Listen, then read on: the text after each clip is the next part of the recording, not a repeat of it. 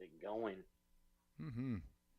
Oh, we lost MEM. You got any music you're gonna play us in with? Yeah, as soon as I make sure we're all cool here, yeah, I got something. We'll drop this right now. All right.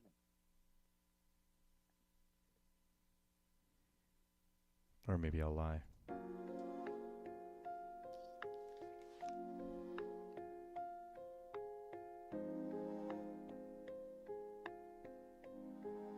Maybe you're muted on both accounts. Did too much for too many people who ain't grateful. I'm too much for a lot of people, they stay hateful. Woke up another day, so I stay thankful. A lot of people gon' have a problem cause they ain't you. Promise it'll be okay, it just seems painful. We all struggle, some of us just make it seem graceful. Trying something new is hard, but it's not wasteful. Swear that every beat I hear is like my new angel.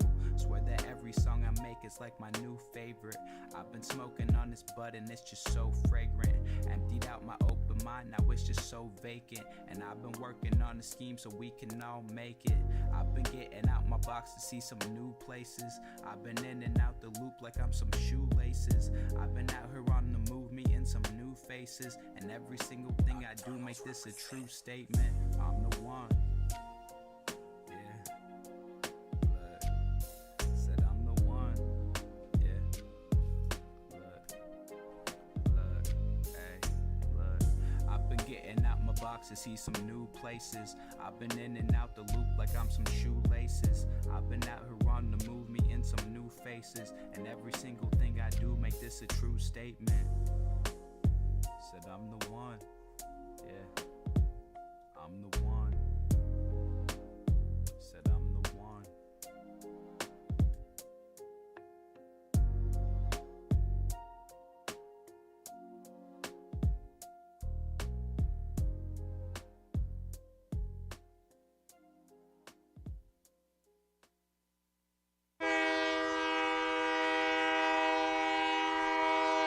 All aboard! If I were you, I would think about climbing on board. WX8PK, it is the night train. Thank you for joining us, everybody. The train's about to leave the station. As you heard the conductor jump on board, head towards the lounge car. Don't worry about purchasing a ticket because, as always, we've got this ride on us. Thank you for showing up tonight, everyone. We've got a great show for you tonight. Our guest artist tonight is MEMCXI. And to help me with the co-hosting duties, I got my man, One Wheel Willie. How you doing, Willie? He's gone. He's not here. Oh, I was muted. Dang it. Oh, you probably said some amazing stuff while you were muted too, right? No, I was just gonna say we're supposed to have a baseball game today, and it got rained out, and there's not a fucking drop in the sky right now. It's ugly. It's real black out there, like it's gonna like it's thundery, but no rain, no actual rain. So That's a good song. But no rain. little blind melon, Yeah. little Shannon Hoon. Yeah. Yeah, That's how they do I it there. love the blind melon. Oh, I love the blind melon. Gone way too fast, that man, you know. At least he died. Like most of them from that scene. Right? I know. It was interesting. I saw a picture just the other day. It was very recently, and it was him on the no rain video shoot. And he was just standing in the field, and he was taking a whiz and just smiling and giving the peace sign, right? And I thought it was really funny because shortly after that, he was playing a show in Vancouver, Canada, and he went up to the front of the stage and just whipped it out, and he just pissed on everybody in the front row that he could hit. I don't know how that far that story got around the world back in the day, but man, that was I. My buddy was there at the time, and he just says he was a few rows back, and he says he was just sitting there grooving along, and then all of a sudden he's talking, and then or Shannon Hoon's talking, and then he looks over and he's like, "Oh, I think he's pissing." Yep, yep, he's definitely pissing on all those people in the front row. That's funny. One of those days you'd want to be a few rows back, right? Yeah, it's not a Gallagher show. You probably didn't bring your rain Yeah. your rain suit there. There was another awesome person. Different era, but man, dude, Gallagher was Yeah, the shit. I did get to see Gallagher live actually when I was a kid. My parents took me, so that was interesting. That was fun. I would have loved to have seen him. Man, one of the greats. Definitely one of the greatest comedians in the world.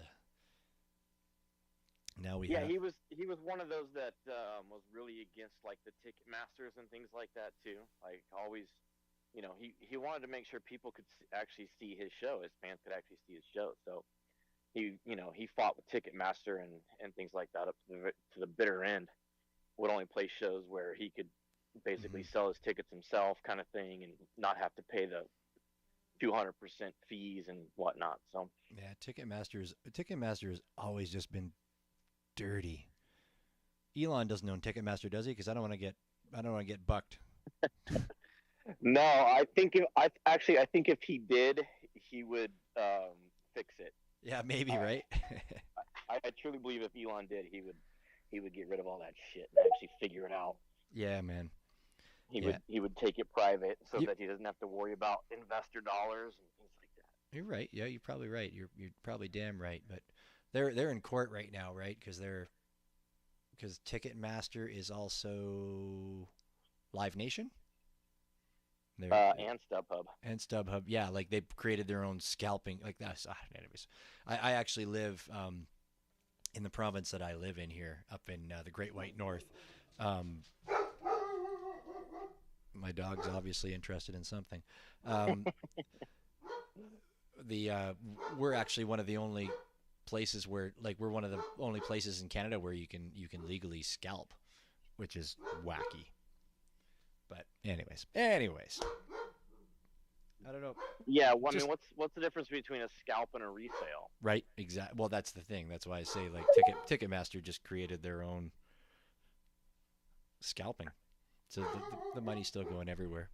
Hey, Rolo, why don't you just let that person in and just stop barking? That would be really super. Yeah, Rolo. So he's switched from wanting to go outside immediately when I start the show to just barking. He's realized this is the way to go. Nobody comes to see us. Puppers around. Yeah, he's my awesome guy. We went for a big walk today there's a big, huge park in the middle of our city it's a big hill and it's massive. It's an amazing piece of green space in the middle of a city of over 1 million people. It's just beautiful. You go up to the top there and you can't hear nothing. But yeah, we went up there today and it's a good cardio workout for me when I hit up to the top, and it's a good cardio workout for him because he follows all the coyote and deer trails and tries to track them down, so he just runs like mad. I dig it. There you go. There you go. So it's been a pretty quiet week, the past week for me. I didn't collect much. I was saving my Tezos up. The Wag Me Wine round 7 drop is what I'm in on. So that's what I saved. So we are 7 now? Is it 7? I think it is 7, yeah. We gotta not talk about them so much at the beginning though, because everyone still associates us with Wag Me Wine, and we actually have no association. So. That's true, but it's part of the information. We'll get a big sponsorship and an aircraft from them one day. No Airbnb would be right. This is enjoyable, yeah. Yeah, so that's what I did with my Tez. I didn't collect it. I bought a one of one from Jen's a Little Loopy, one of our former guests. I bought a one of one that she had put up for 5 Tez, and I just grabbed it immediately because I think it's cool. She's been mecking around with the collage and the AI of with like a 50s feel to it. It's pretty cool stuff. So I grabbed that as soon as I saw it because I liked it. Yeah, when you see someone who normally drops editions kind of similar, closer to that price range, and they drop them 1-1 in that same range, you're like, I just gotta snag this. Yeah, yeah, and especially when you got Tezos, burning a hole in your wallet. Yeah, it doesn't last long in my wallet. I like to keep it in art most of the time. Dude, it doesn't last long in my real life wallet, and it doesn't last long in my Kukai. Yeah. Or it could be it lasts a long time in my ETH wallet because I just don't have enough in there to purchase anything with gas. It's good enough.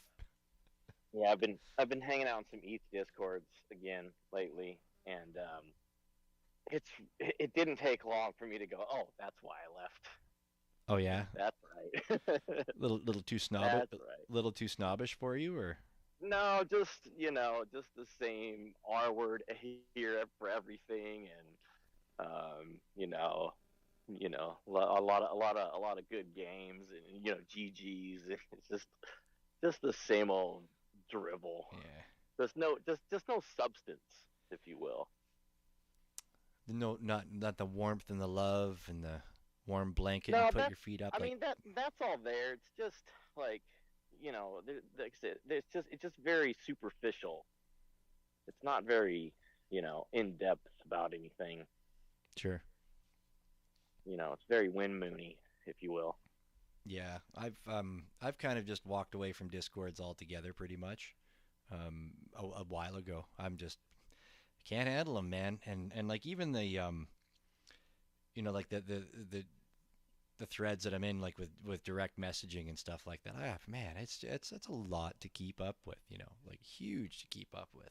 I mean, of course, in the interest of the space that we do, we got to stay in touch with something. But man, I want to go. I want to go back to watching TikTok. No, just kidding. Oh no, they've brainwashed me already. Damn it. Yeah. And as everybody will notice, who's regulars in here. By the way, I just wanted to say, give a shout out. Paper Buddha in here. We got Fendel in here. Daddy V in here. MVD is in here, and MVD is our next week guest. Just thought I'd point that out. So thank you for everybody for joining us this evening. And of course, I'd always like to give a big shout out to our 1 million Shadow Band listeners that are listening to us right now. I appreciate each and every one of you. And one day we'll all join together, 1 million strong, and be hanging out drinking beers and wine or waters, whatever it is everybody drinks. But thank you to our 1 million Shadow Band listeners down there hanging out with us as well. Yeah. Where was I going before with that before? I have no freaking idea. MVD next week. I don't know. Yeah, I don't Shout know. out. I was Shout just, it I out. was going to say, that's right, because I looked down at my phone, as everybody, normally I'm in here under the WX8BK PFP, and now tonight I'm in here with the Bits PFP, and I'm going to be doing that from now on. And really it's because my co-host Willie has expressed a couple times now that he was worried about me disappearing in the ether because nobody knew who I was when I was talking under the WX8BK PFP. So here I am as Bits for everybody to see. I even went and got a new phone this weekend just to facilitate this. And I should have did it. I should have did it months ago, Willie. Like seriously, dude. Seriously. Well, we all got things we got to do, I guess. Yeah, well. And I'm a fabulous procrastinator. If there's one thing I am fucking stellar at, or we passed the 5-minute mark. Can I say the F-bomb? I just dropped one there. But anyways, the one thing that I am definitely stellar at is procrastination. I am king awesome. It's like my mom says, she's like, well, we're the kind of people that, everything will get done. It's just a matter of when it's going to get done. I'm more of a I'm more of a squirreler, right? Squirrel. What are you doing? You just started 5 projects in the last hour. Are you going to finish any of those? Well, yeah. Are you going to finish any of them today? Maybe. Not likely. Not likely. But did you see this? Anyways. And we have started, we started last week tinkering with it, or the week before, or whatever. But also now the shows are going right to YouTube Live, where we're going to work on showing the artist pieces and things that we're talking about as we go. But for anybody that doesn't know, we were archiving on YouTube to begin with because Twitter only saves them for like 30 days or what have you. And we believe a lot of the people that we talk to and a lot of the times that we have with these folks, our listeners, and as well as the artists that talk to us, I think these should be saved forever.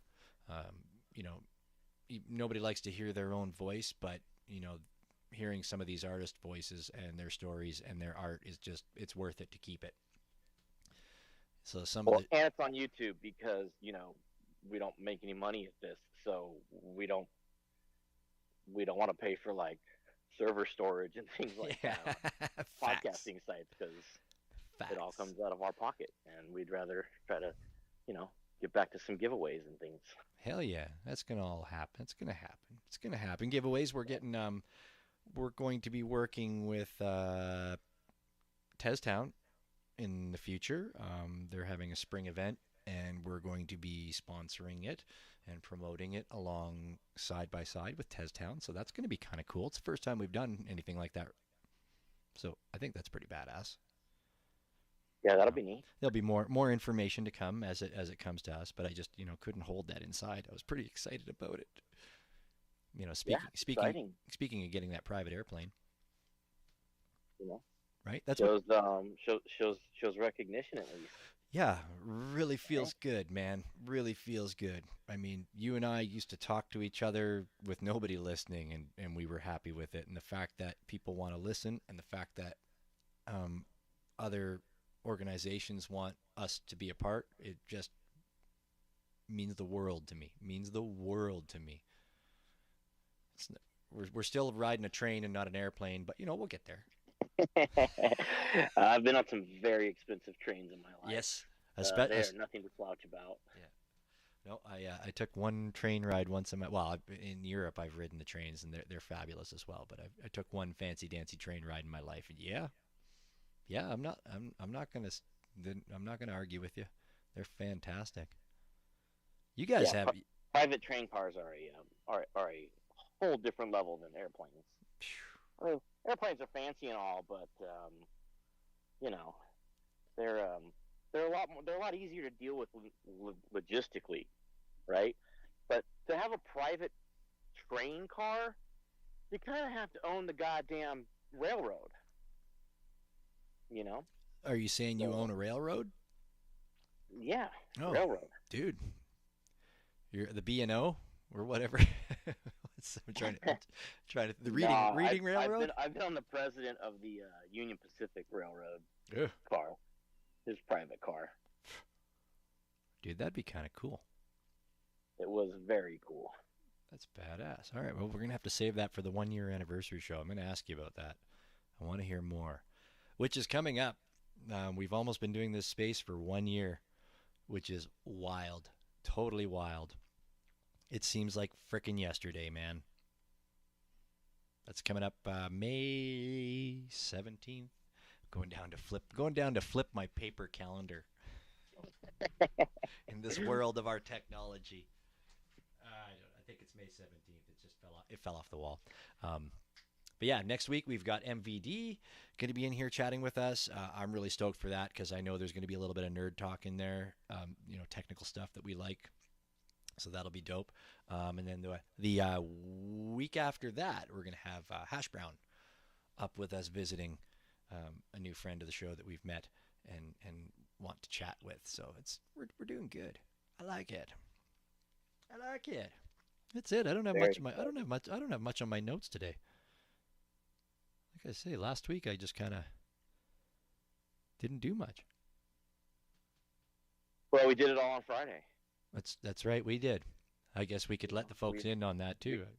We already put the work in this week. That's right. So. That's right. Willie and I are trying a new thing, and it arose from Willie reaching out to artists, and we've finally hit the roadblock with a few artists where being on the other side of the world, different time zones, IRL obligations gets in the way. I mean, obviously, we all have jobs. Well, I have a job. Willie has a job, but with tonight's particular guest, she's Australian and holds a real job. And when we put this space on, what is it? Noon, Willie? Is that what it is when we start the space here, or 1 o'clock or something? Yeah, noon in Australia. In Melbourne. Melbourne. Yeah. I said Melbourne. Melbourne toast. Yeah, so what we're doing tonight is a little bit different. And we're going to hopefully get some feedback from some of our listeners about it. But what we've done is Willie and I Willie organized it, and we did this space on Friday night, which was Saturday lunchtime for our guest artist, MEM CXI. And this is kind of something that we're not gonna do it all the time, but it's definitely necessary because we have artists that we want to talk to that just cannot talk to us. Yeah, it opens some doors for us. It opens some doors for you listeners too, to be able to bring different artists from different places. So this is just the first one. Yeah, so we did this on Friday. It was pre-recorded. Obviously, not what you're listening to right now. We are here. Willie and I will be here, and as when we are done with our artist interview, Willie and I will be here, and we'll be talking on into the wee hours if the conversation holds up, and chatting with you. So it's something to try. We're going to check it out. I'm stoked about it because these artists are still people that I want to talk to. We've kind of been in chats with Retro Manny, who is kind of in the same situation. There's another couple of people that we've been talking to. Loki Rogue is another person I've been talking to. Eastern Europe, and doesn't work out for Loki Rogue. I was going to say him, but I don't know if Loki Rogue's actually him, her, or what. So, But anyways, nattering on. Yeah, the Flux crew, the Flux tribe. Flux tribe. They're down in Australia too, I believe, or at least one of them. So. Yeah, so we're going to try this out. We're going to check it out. We don't feel that anything has really changed, but you guys can all listen in and be the judge and help us out. Definitely shoot us DMs with your opinions, with your thoughts on it, and we'll take it from there, because definitely, having y'all listen to us is definitely part of the whole spiel as well. Without our fans, without the people listening, I don't know if you really are fans or if you're the artist fans, but without having the people listening, it's just back to Willie and I talking to each other, which we do anyway. Yeah, we can do that any day. That's right. That's right. I like running the WX8BK. I like sitting here on the train, feeling the car going back and forth, a little shaking going down the track. That's what it's about, being in here in the lounge car. But yeah, so anyways, that's it for me. I'm all caught up. I think we've bored the people enough with our back and forth. For sure. So as we said, this is MEMCXI. Wonderful, wonderful artist. This is a great interview. So hopefully you guys dig it as much as we did. She's a wonderful lady, and I'm just trying to kill time a little bit as I click through my screens to get to it. Here we go. I got this. We're good. Here we are. Good afternoon. Hi, how are you? I'm great. That's good. Lovely to meet you. Absolutely. This is the way we do it these days, right? You're never meeting people in person. You're just always, we're doing it online, virtually. I know, and especially in this space. I mean, I feel like it's rare that I don't connect with a whole lot of people that are actually based in Australia within the NFT world, actually. I don't think so. Yeah, all of it is liaising, weird ass times. Right. Well, there's a really huge movement in the NFT world in Australia right now, I've been finding. Yeah. Yeah. Sorry. Go ahead. Yeah, I've seen a few here and there, but I mean, I feel like the ones that I've seen tend to be more active in the PSP communities versus the art spaces, like sort of what Tezo's does, like the fine art sort of stuff, which is what I tend to more like browse and be interested in myself. But the people that I do connect with on Twitter, like, they're very cool people, but yeah, they tend to not many of them are diving into Tezos. Well, I guess we got to change that maybe. Exactly. We need to bring some more eyeballs to the space. Definitely, 100%. All right. Well, thank you for taking the time to do this with us. We totally appreciate that. My name is Bits, and of course, I'm Willie. And Willie, Bits and Willie. Yep. Pleasure. And Yep. so yeah, thank you for joining us. Give us a little introduction, if you don't mind. Well, wait. What? Before we go there, how do you pronounce your name? Well, Willie, that would have been in the introduction, maybe. It's pronounced MEMCXI. So you say MEM and then just say CXI. But I feel like a lot of people tend to refer to me as MEMC. A lot. That seems to be how people are reading it. So I mean, I'm not super bothered with how people choose to say the word. The word itself, I just more want to be a symbol. Very Prince. Okay, I like it. Cool. I like that there was actually an answer to that and not just, well, it's just some random things. It was the one that came up easiest without putting a number in. yeah. I went to Rat Generator and I typed in some things. No, it's actually the if we want to go full in depth about what the name actually means, MCXI in Roman numerals is 1111, and then me, me 1111. That's essentially, if you really want to break it down, is what it is. I like that. Oh, see, I was going to ask that because I was thinking it was Roman numerals, but I've been so busy I haven't had the time to look it up to dig into it. To be honest, I think when I was coming up with the name, I wanted to have just MCXI, but I'm pretty sure the handle was already taken or something when I was sort of planning out the project. So then I figured okay, well, how can I, still do it? Because I like the way that the letters sort of look together. I think it looks kind of cool. And then I was like, oh, well, maybe if I just put me at the start of it, which is funny because the irony of it is MCXI is meant to be a somewhat sort of anonymous, who is that, mysterious project. Then putting me in front of it, it creates that, I don't know, a relationship that I have with it, because it is me. I mean, it's an aspect of me. I feel like MEMCXI is a little bit more theatrical, but it still is me at the end of the day. That's very cool. Mike Nash I would like that. I'm sorry, Vince, go ahead. I was going to say that Mike Nash would really like that, the whole 1111 thing tied in there as well. Yeah, I was going to say a lot of people in the space, really associate with the whole Make-A-Wish movement there, if you will. Totally, and just numerology and things like that you see in the space, everyone 777, 888, 999, it's a thing that symbolism. People identify with it, and I guess whatever it means to each person is sort of unique, right? But I think the numbers are quite a universal language because in this space, everyone is from all over the world. So when we see those numbers, it's oh yeah, we get it. Kind of a unifying thing for sure. Definitely. I like it. Cool. Well, that was awesome. I think that was an introduction, I would say. Really? Yeah. So I believe Willie was the one that introduced me to your collection on Tezos. I don't remember how Willie came across it. So I don't really remember either. I was kind of just trying to think about this, and I was like, I don't know.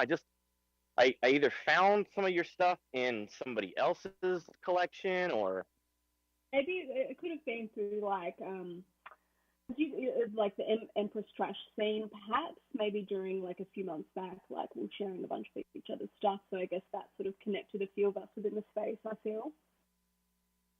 Well, I didn't know you were connected with her until I saw you in the space when we did her interview. Well, yeah, that's how I found out about you guys, because I was just sort of working. I'm a graphic designer for my 9 to 5, so sort of just working, and all that space was on, so I came in for a listen as I was working. Yes, I think I just was wallet creeping somebody else, and then started digging and found your stuff and really liked it, and then kind of didn't really I didn't really see you around the space. Probably now that I know that you're in Australia, that's probably why time zones, like we talked about a second ago. But yeah, it wasn't until I saw you in Empress space, and I was like, oh, she does exist. I'm like, hey, we can talk to her. Yeah, there's a real person behind that little avatar. Yeah, because you never know. You could have been an alt account or someone completely anon who doesn't want to have their voice heard or anything like that. So Exactly. you never know. It's always it's always fun finding new artists and talking to them. Like that's what we like to do around here.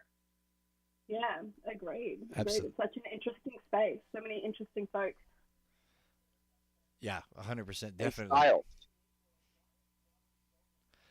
Uh, Like your style is very uniquely you. I don't know if it's kind of the the pastel color palette that you use combined with the what's the word I'm looking for? Like subject matter, I guess. That's kind of very Yeah, uniquely you. and because I tend to keep it. It's funny. Like it's so niche, but like so. I draw inspiration from so many different aspects and try and like combine that all within the actual pieces. And I mean I've always kept it like with that style. Like I've wanted to create an identity, and I know that over time, like in order for somebody to even like become familiar with like a digital identity or whatever, they like familiarity and like a uniform feeling. It makes, I don't know, I feel like it just makes things feel complete and whole, and I don't know, gives the whole thing a little bit more, I guess, integrity, I suppose. And so yeah, it's been a style that's sort of like adapted over time because I do all of my work is vectorized, and I use the pen tool. I don't even use like a tablet or anything. I'm very old school. I don't even have an iPad actually. I've wanted to sort of explore into it because I see some of the shit that people do, and I think it's amazing. But yeah, all of my stuff's done with the pencil, and I usually like a lot like I'm very inspired by Andy Warhol, so I don't think there's any shame in like taking like blatant reference material and sort of remixing it because um, I think that I don't know whenever somebody is coming at something from a unique standpoint, no matter what it, how you're remixing it, it's always going to become something unique. And I feel like also everything like there's nothing entirely original in the world anyway. That's just my personal opinion. So I like to sort of find bits of imagery that I know is already familiar within a lot of people's like subconscious. So that's why I use a lot of sort of, you'll see like Disney references, Mickey Mouse's, and that sort of pop culture iconography and stuff because it enables me to like grab someone's attention because they see something that is familiar with them. Then once I've got the attention grabbed, it's like, oh shit, like this is a whole different sort of style, and then through that I'm able to introduce them to me, if that makes sense. It does. I guess that kind of comes with your graphic design job as Yeah, well, yeah, right? So it's, exactly. Because I'm trying to like, a lot of my pieces, like some of them are just fun, like because I'm just fucking around and like having a good time. But some of them I am actually trying to communicate like pretty strong messaging, and I like to sort of, and a lot of the topics sometimes that I am communicating would be considered quite taboo to a lot of people. So I try and like approach that like taboo, edgy subject matter in a way that's fun and soft, like simultaneously. Um, yeah, yeah, it's kind of interesting because as you look at your stuff, like like you're touching on the subject matter of some of it, and it's kind of cool how you do it with the pastelly colors, whereas some of this stuff I would think a lot of artists would be using dark colors, blacks and reds and fires and brimstone with yeah. with Well, some of them. So it's I kind of feel I feel Right. also a lot of people tend to shy away from like, I mean, it's definitely changing, but I feel like a lot of people like shy away from like those ultra because my palette is like ultra feminine, and I'm not necessarily an ultra feminine person in real life. I'm actually quite tomboyish, but I like to use that like feminine palette because a lot of the stuff that I'm sort of addressing and the delivery in which I'm trying to address it is also is quite a masculine approach. Like I use a lot of satire in my work and everything, like some tongue-in-cheek humor and stuff to try and convey the message. Also, again, yeah, that those pastel colors is to it's to create that softness, like so I can address things that are a little bit like grotesque and have it still be beautiful. Right. Lure them in and then sideswipe them. Exactly, that's it. It's like it's kind of like I don't want to say, it's not, it's hardly manipulation because I'm telling you what I'm doing, but I mean it's like, I don't know, I just feel like everyone's just constantly scrolling these days, and you've got a very, very short amount. I mean, I work in marketing, so I know you have like a tiny fraction of time to capture somebody's attention. So I was just trying to design a brand around something that could do that. Well, it definitely does do that. It grabbed my attention. I'm very enthralled with a lot of your pieces, and and it's definitely the color palette that, and the pop iconic pop stuff that you have in there just captures your eye, and then you look into it and go, oh, there's something being said here. I love this, and not just a simple something. Like there's definitely a lot of deep meaning in there. And then some of it I don't. Totally. And some of it I just don't even. I don't even care about what the deep meaning is. I just think it's badass. Well, some of it is genuinely just like playful, or I think it's funny. But I mean, yeah, there's the main essence of the body of work that is a lot of deep underlying topics that I'm wanting to sort of, through the artwork, bring discussion about, because it's not like a lot of the things that I explore within my work are the concepts of duality, so good versus evil. Like, that's why you see a lot of Satan and Jesus symbolism within my work, and it's not necessarily to create like discourse within like Christians and atheists or whatever, or just, it's not to completely attack a group of people's like ideologies, but it's more to sort of bring up the conversation of like it's possible for things to live in balance, and we can't live in La La Land and think everything's all sunshine and lollipops and some magical man's going to jump out the sky and make everything better for us. Like, we actually need to be better as humans. We can't keep relying on these sort of these mythical creatures that we write about in books. I mean, that's just sort of my opinion on it. So you're saying you kind of even see it more as yin yang as opposed to heaven and hell, even. Yes, as yes. Like so, real religious. And when you keep stripping back the layers, because like if you like, first layer is Jesus and Satan, but then you strip it back and then it's like, well, what does that represent? Darkness and light, like, and the yin and yang. Like, I feel like the essence of the debate isn't even like in these images. Like, it just comes down to like darkness and light and whatever those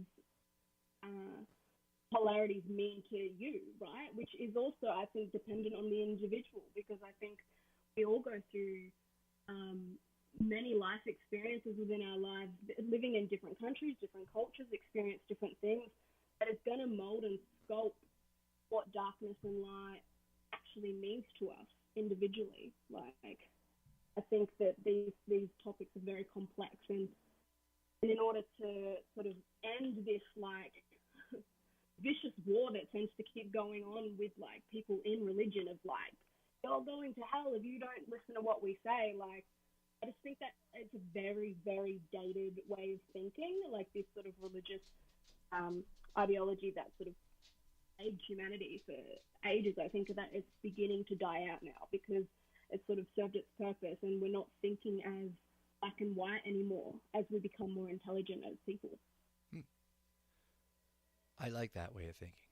It's good. I'm a firm believer in believing in yourself more than anything else, or some superior being or anything like that. So that kind of resonates with me.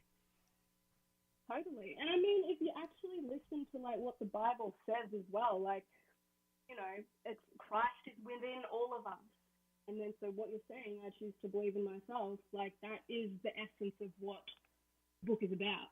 So all this other shit that sort of just gets pumped out into the world is just white noise. Like, the real essence of it should be just believe in yourself and treat others with respect and kindness.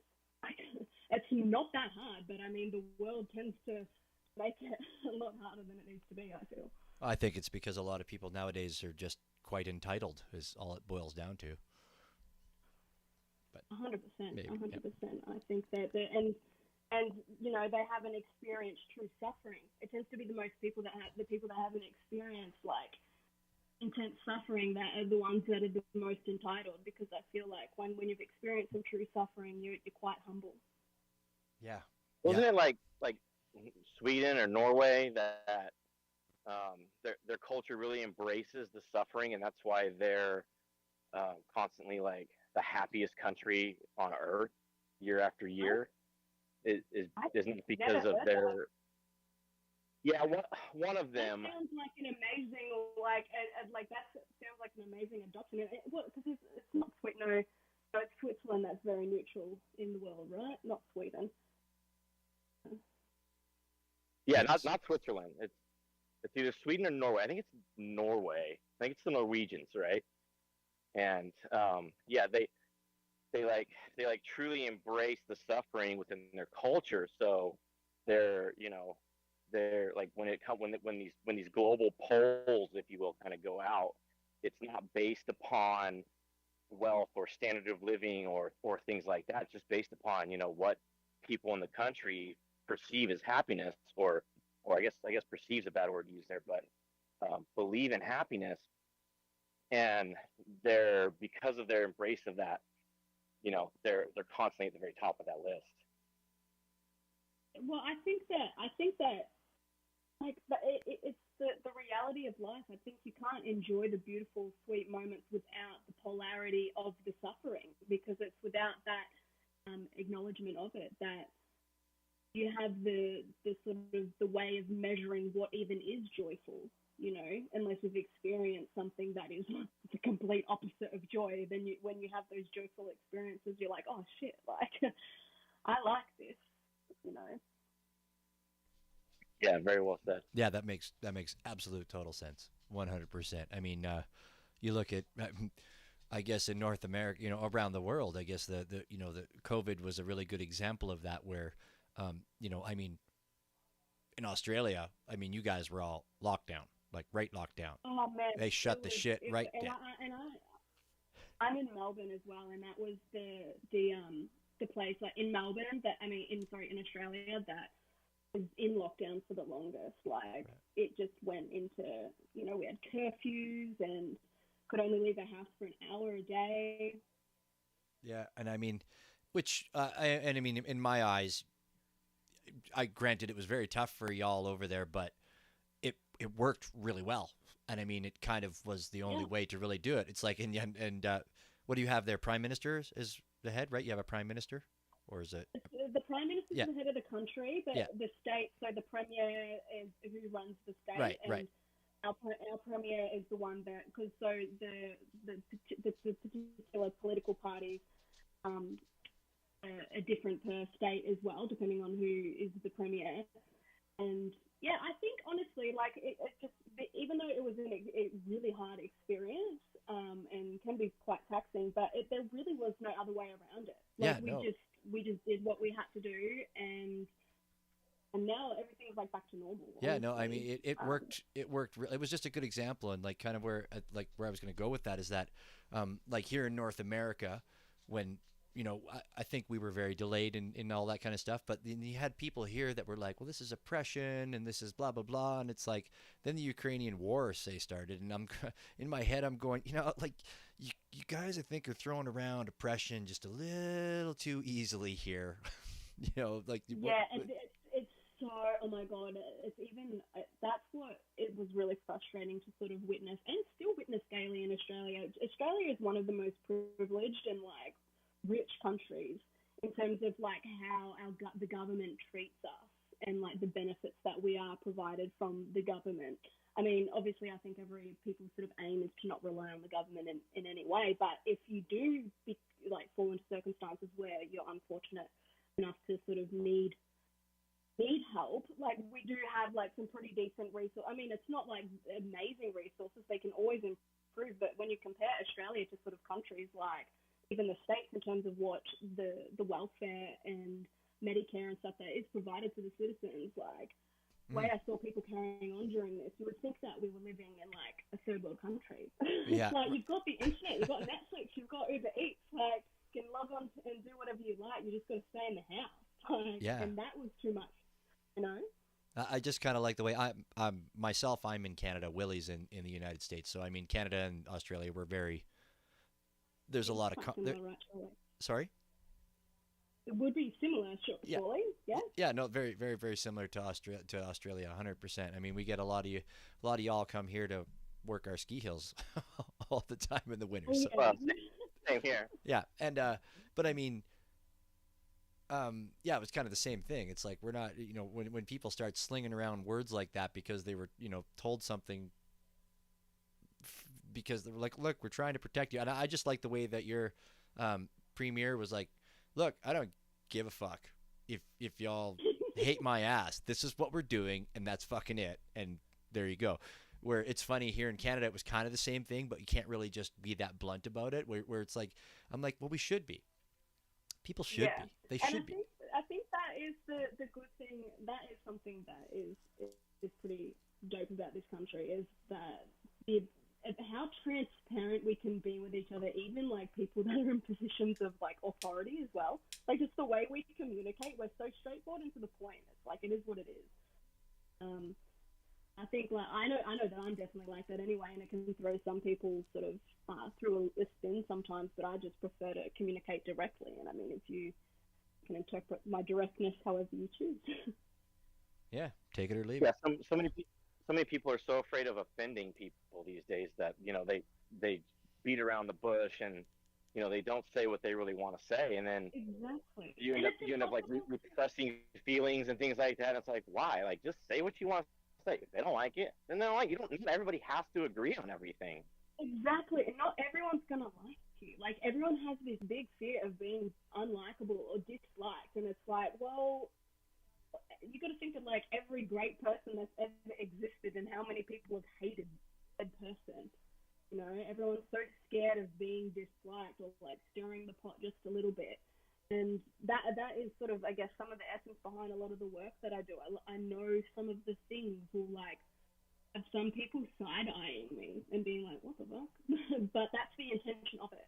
It's to create the conversation, really. Because you can have a conversation with two opposing views and still we don't need to kill each other. We can still treat each other respectfully. And especially like things in the NFT space, when I see people like going off on each other, I think it is so trivial. I'm like, we are the epitome of privilege if we are on Twitter trading literal JPEGs. Like that is like the pinnacle of privilege. And like when you see how some people carry on, I'm like, oh my god. While somebody delivers somebody delivers us food. Yeah, exactly. I think it's so funny, and that's why I don't take it like too seriously. I mean, I'm very serious about my work, like don't get me wrong, but I'm also not trying to like portray some squeaky clean image to the world. Like, some people may, even in my interactions with people or whatever, I'm real, like, and I'll say my honest opinion, and it might be, maybe in the future I look back on that opinion and change how I feel based on like whatever knowledge I have in that particular moment. But I think people just need it. Well, good for you. Good for you for being that way. That's what I say. Damn it. Just kind of to circle back a little bit. So tell us about your background in art. Were you always interested in art? Were you always an artist? I mean, obviously, it's kind of what your career is. I definitely, like, I would say, like, I've been creative my whole life. Like, I was an only child up until I was 10. So my half brother was born when I was 10. So mum was a single mum for a lot of my life. So I feel like to entertain myself a lot in my youth, I did a lot of drawing and stuff. And so as soon as I was in school and I knew that, like, I was sort of figuring out what careers we wanted to do, and I found out about graphic design, like how you could sort of do art and be paid for it. I always knew that that's what I wanted to do. And yeah, as soon as I finished high school, I went to design school, like a little design school in Melbourne. And yeah, and then I got into the corporate sort of the design field, which is obviously quite different to sort of the artistic stuff that you see me doing within the NFT space. It's sort of, obviously you've got to adhere to brand guidelines and briefs and stuff, so you can't explore yourself, led me actually to NFTs is sort of after a long time of being in the industry. So I've been a graphic designer since like I graduated in 2012, and I've been working in the industry since. And so I just got to a point where I was like, oh, like feeling a little bit unfulfilled, and so yeah, this is what allowed me to sort of explore those creative juices and also explore the ideas that I want to talk about in a way that is fun and like touching on that passion within me. And it was just a very a beautiful like miracle, I guess, that I was able to capitalize it. Because when I started this project, I never even thought it was going to be something that I was going to generate much income from anyway. I mean, we don't generate all that much income on Tezos regardless, but just knowing that people were like fucking with it enough to sort of give me actual money, no matter how big or small that money was, that's when I was like, damn, like people like are resonating with it, and that's just what made it so much more meaningful. Right. You finally felt like an artist after selling your first piece. Yeah, like straight up. Because I mean, like, and I think most artists, like, it's so hard, even as a graphic designer, right? Like, I've been doing art my whole life. Like, I studied it, and it's like, I don't know, sometimes you feel unworthy of calling yourself an artist. Because it's like, well, what is really an artist? Like, part of me was like, oh, I can't, like, I'm a graphic designer. I can't call myself an artist yet. And I don't know. I think like it's cool like to get that validation in a way, because it's like, oh fuck, like yeah, like I am an artist. And it's not about like, it's not an ego thing behind it or whatever. It's just sort of, it is what it is. It's funny, we've ran into that a few times in this space with almost everybody that we've interviewed. Honestly, like I would bet the percentage is very high about the people that are well, at least everybody who has a professional career doing something like graphic design or something along those lines, where they actually have a professional career where they're doing something that they thought they would love to do, like you just said, but you don't really get to express yourself. Yeah. That has been resonated every time. Totally. And I think it's like, I feel like a lot of people in the space who probably think they're like, oh, I can't give myself that title of artist until I've had like an exhibition or things like that. And I don't necessarily agree with the idea, but obviously in the fine art community, you witness there are a lot of super pretentious people as well that would sort of challenge like what is or is an art, who is or isn't an artist. But I mean, and everyone can be a conceptual artist if they really want to be, like. Well, and like we kind of come from a background of and don't let me speak for bits, but just from knowing him, of like really having a love and appreciation for street art, and it's like you don't sell anything and you're not in galleries if you're a street artist. I mean, yeah, there are ways to like really get that cred up there and get into certain things, but it's like you're gonna say you're gonna call me not an artist because I do street art, like yeah. I don't know. But you got, and I think, but I feel like it's almost like, I mean, this might sound a little bit corny and like what, I don't know, but I feel like it's almost like the title of it finds you, like people start calling you it. You think about like Banksy or whatever. Did you see that article recently where it was talking about like the Banksy piece that sold at auction, and Banksy had commented saying that like I say they because no one knows what Banksy is. Right. Commented saying like, yeah, they didn't see a cent of that money, So that's what is really cool about the NFT space, is it does give the artist like that ability to actually like profit from their own creations. But a lot of these artists out there that have built insane reps, like the likes of Banksy and stuff, like it's almost like the people made Banksy what Banksy is. Like Banksy wasn't out there like declaring to the world that Banksy was an artist, like the world. Right. It was when people started like cutting the walls down and then trying to sell those for millions of dollars, and like, hey, this is a Banksy. Here's part of my restaurant wall. Yeah. And they're like, and Banksy, and then people pay Banksy even makes fun as that. Like Banksy is like a Yeah. satirical piece on the fine art community and like how pretentious and ridiculous it is, you know. And so that's like it's Banksy is like conceptual art in and of itself. I think when you really want to sort of strip it back, and that's sort of the idea of like if you're gonna like if I was to create something, I would want to create something that like the people breathe their own meaning and essence sort of into it, because that's what makes it special. You know, it's kind of. I was just thinking about people calling themselves artists. I think it was Juliette Haas that brought it up last week, where she's like, really, for people to have been artists, they had to be dead, right? I think it was last Yeah. week we talked, but that was the voice about it too. It's like, so you really, so it's like, really, you couldn't call yourself an artist until you were dead, and then by that point in time, you weren't calling yourself anything, right? Like, Exactly, and you got to think all the great artists that we like, you know, admire and idolize now were the recluses, the weirdos, the ignored people in their living life. they just didn't And have so, internet. They just didn't have internet to talk to people on Twitter, right? exactly, like, and yeah, and that's just what makes that just sort of plays into the idea too of like status and prestige and like what why we actually are consuming art. And I don't know, and that's again plays back into the duality of just life itself. Like, what are people's true intentions? Like to experience beauty or to like be perceived in like, you know, a higher class, higher this, higher that. I don't know. Right. It's Like ideas I just like to explore.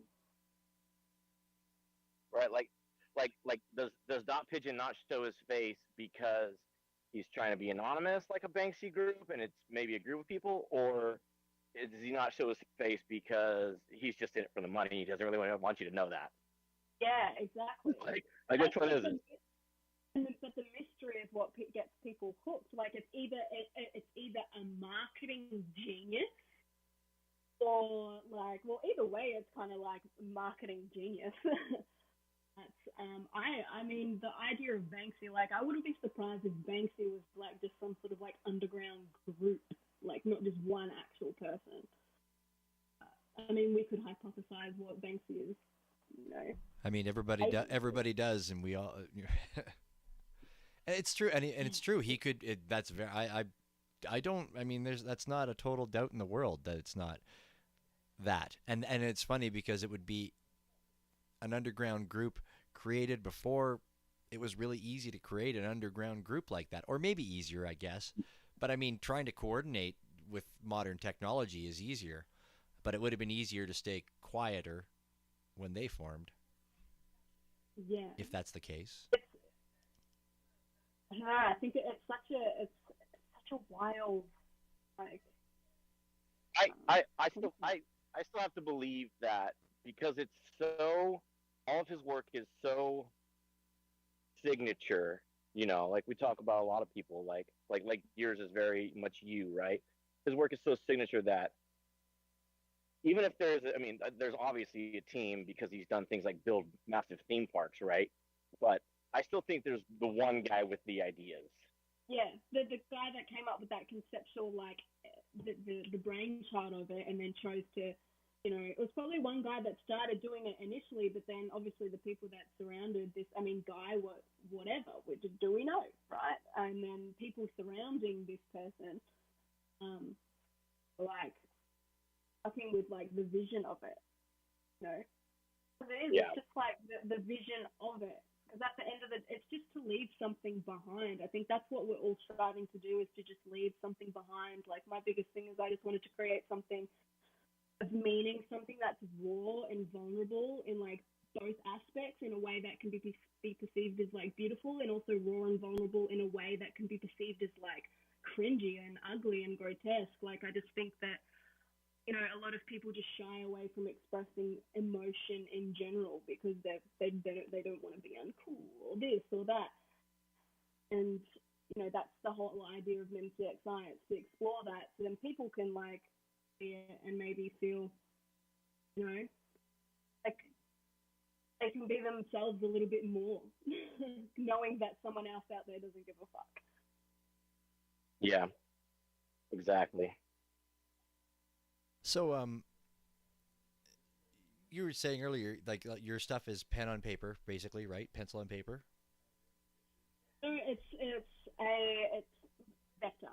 Oh, vector. Sorry, vector. Okay, that's what I. Yeah, Okay, I missed. vector. I thought paper. You say, but vector. Okay, it makes more Yeah. sense. Makes more sense now what you said.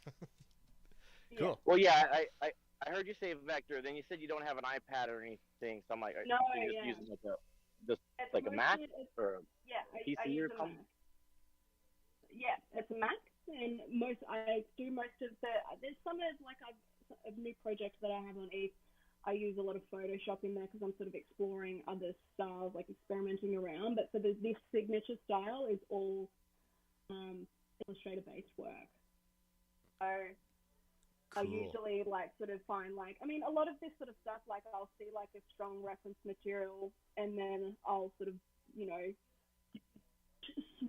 change. But then I like to change things subtly, like add in details that are super subtle, to make everything unique.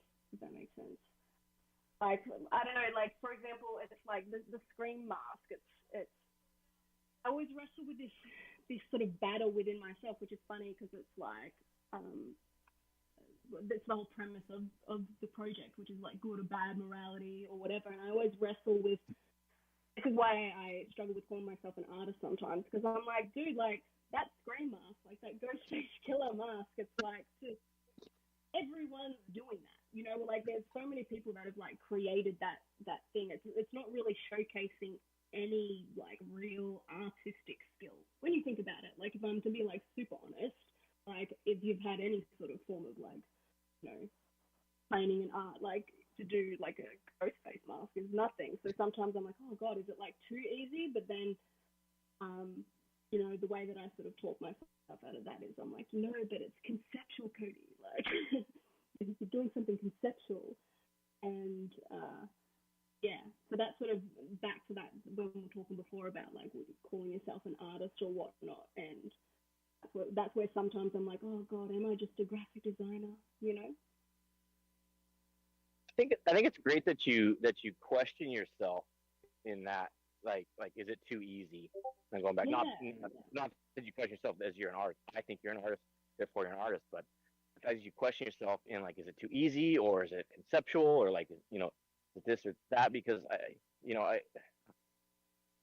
see that kind of like probably pushes you to not release a whole ton, like 'cause you don't release a whole ton, so like you kind of keep those other pieces back that you might have released, and Exactly. really Like, I could, that's just the and cream to the top, if you will. yeah, and it's like because it's like sometimes it's like I judge myself super harshly. I'm like, is it too easy? But then I think about the amount of years that I've worked, like sort of in the career that I've been in, and it's like to be able to have the eye that I have now does take time, training, and development. So it's like visually, I guess some people could look at my work and be like, if they're a graphic designer or something themselves, or an artist themselves, could look at it and be like, oh fuck, like that's something that I could have done. And like, look, But you didn't. They probably could have. Like, I'm not gonna lie, they probably could. But it's like, but can you do it with the source of what like MemCXI is, and like the source of what that is in the colors and the textures, but then the source of it is also conceptual, as wanky as that sounds. But No, I'm fully with you, because like there's there's a lot of things, like that's why I don't really mess with AI myself. Like I'm not really much of an artist. That's why we do the talking and not the creating. This is getting pretty good though. But I fuck like, around. because I don't want to have that like oh, I could have done that feeling, because it's like, well, if I say that, but then that's kind of like cheapening what they did, because they actually did it. Like, you actually did it. Like, just because I could have done it doesn't mean I did it. I didn't do it though. So technical ability and actual drive and things are completely different. So 100%. And I saw like a good quote, like, oh fuck, where did I see it? I saw it somewhere, but it was like something that like good, like you don't notice good design. Like you notice bad design, but you don't notice good design. And so it's like the final product is sort of what you're seeing as MemCXI now, like looks the way it does. But it was a project that I did like years leading up to before I even launched Mint CXI. I was like it was like a different sort of alias and everything, where I was doing similar styles, but it was like worse. And so there's been a refining process, but it's just most people don't see that refining process. They only see what's in front of them, and people are obviously going to make judgments, and critique as they should. And I have no issue if people sort of didn't like my work. But yeah, it is. I do think it is important to sort of like question those things, because I do question it within myself sometimes, because obviously using the Simpsons references and things like that, it's like it's not entirely my creation. Like, and that's why I'm very inspired by Andy Warhol anyway, because he taught me it was okay to steal, and it's like steal like an artist, because that's essentially what I am doing. Like, I am stealing that imagery. I'm not the original creator of that imagery, but I'm not doing it maliciously. I'm trying to bring integrity to the initial creation with my own spin. It's like a remix. It's like I'm just a DJ. I'm a graphic DJ. You said like Warhol. Exactly. One of the most well-known artists of the last century or whatever. And does he have anything that he did himself? I don't know. I'm not an expert on the man, but a lot of stuff that is everybody else, a lot of other people's design. Well, even in the music world, right? They say every note and every chord's been played. It's just a matter of whether 100%. you can play it better or arrange exactly. it. Right? And and it comes down to as well, right? You think about I can guarantee there's a 16-year-old right now that can play guitar better than like some of the, I don't know, it's probably better than Slash. But it's like the image and what Slash emanates like as a person is what has people like mystified and engulfed. So you can't really equate like skill to the artistry. Well, if that makes sense, and the point I'm sort of trying to articulate there. Yeah. I don't know if it's like a good analogy, but makes total sense. Yeah, because it just comes down to like there's just a something there. Like there's something that's felt that sort of is beyond the actual medium itself. Goddamn Slash. It's like when Elon Musk first got with Grimes, he like put out his own song or something, and it was like, well, but nobody cares, Elon. Yeah, I think so. I'm googling that as soon as we got this. I think it's actually as an NFT. So there's a couple things going on there, but yeah, I was like, everyone was like, well, this is not what we like you for, Elon. Like, don't try to fuck around outside your zone, buddy. Just because you can doesn't mean you should. Yeah. Exactly. Straight up. Exactly. Just because you can doesn't mean you should. Yeah, I think it's about finding your lane and and just doing it well. It's like a part of me would love to be like an amazing singer, but I just know, like, if I was to pursue a career in singing, I would fail miserably because I just don't have the pipes on me to sort of do that. And I think it's sort of about accepting your lane and like accepting your strong points and your weaknesses, and like really honing in and harnessing on those strong points and like in a way that is unique. And that takes time and exploration. And I think a lot of people, like, it sort of tends to be a lot of people's dreams to like have a job in the arts or in a creative field or whatever. But I think in order to really find your voice in it, like, takes a lot of experimenting. Like, I've sort of been experimenting with sort of finding where I stand within the space since, I don't know, I would say since like I started drawing as a kid. It's like MenCXI is the product of all those days that I used to spend just drawing logos. Like, I used to literally just draw popular logos when I was in school, in primary school. Like, yeah, that was me. I used to draw the Stussy logo, and like, that was about it. Oh, I could draw the Raiders emblem too. Yeah, football team, the Raiders. I could draw those two things. Yeah, I would just sit there and just draw like all the brands and emblems and shit that I thought looked cool, and so yeah, I'm not sort of, when I sort of look back now at sort of what I've created with this MenCXI thing, I'm like, damn. Like, because during it, as I was building it, as I was like minting the pieces and stuff, I was so in the moment and enjoying it. And I've taken a bit of a break over the last few months because when I got into the space, like it was during like the bull run, so it was like intense and things were just sort of moving. And obviously now it's quieted down a bit, but I need the rest, so I'm not super bothered until sort of my next wave of inspiration hits. But it's easy to like look back on like the body of work, and because it's like, yeah, like each piece in the scheme of things, each piece is probably only like 2 to 3 hours work, but when you look at that as a collection, it's like there's a lot of work sitting on that screen. And they are absolutely. They are a pleasure to look at too, like for sure. I think I've said that already a couple times. Not just blowing smoke up your ass. Like I really dig the collection. Like it's very pleasurable to look at. Like even my mom liked it. I like to throw that out there when I've showed stuff to my mom and she likes it. Yeah, shout out to your mom. Thank you. No, that really it does mean a lot, and I appreciate the sincerity behind it. And I also wouldn't even, again, like I'm not so conceited that I'm like against anybody sort of critiquing anything that I do either. But it's always very flattering when people like just fuck with it, because I enjoy making it. I do it because I enjoy it. Like we know those isn't like big dollars here. I'm not freaking out there driving a Maserati. I do this just because I love it. So. And you seem to have a really good set of collectors going on as well. Like just looking through your pieces and looking at what wallets they're in, kind of casually. That you definitely got a solid collector base, which is cool.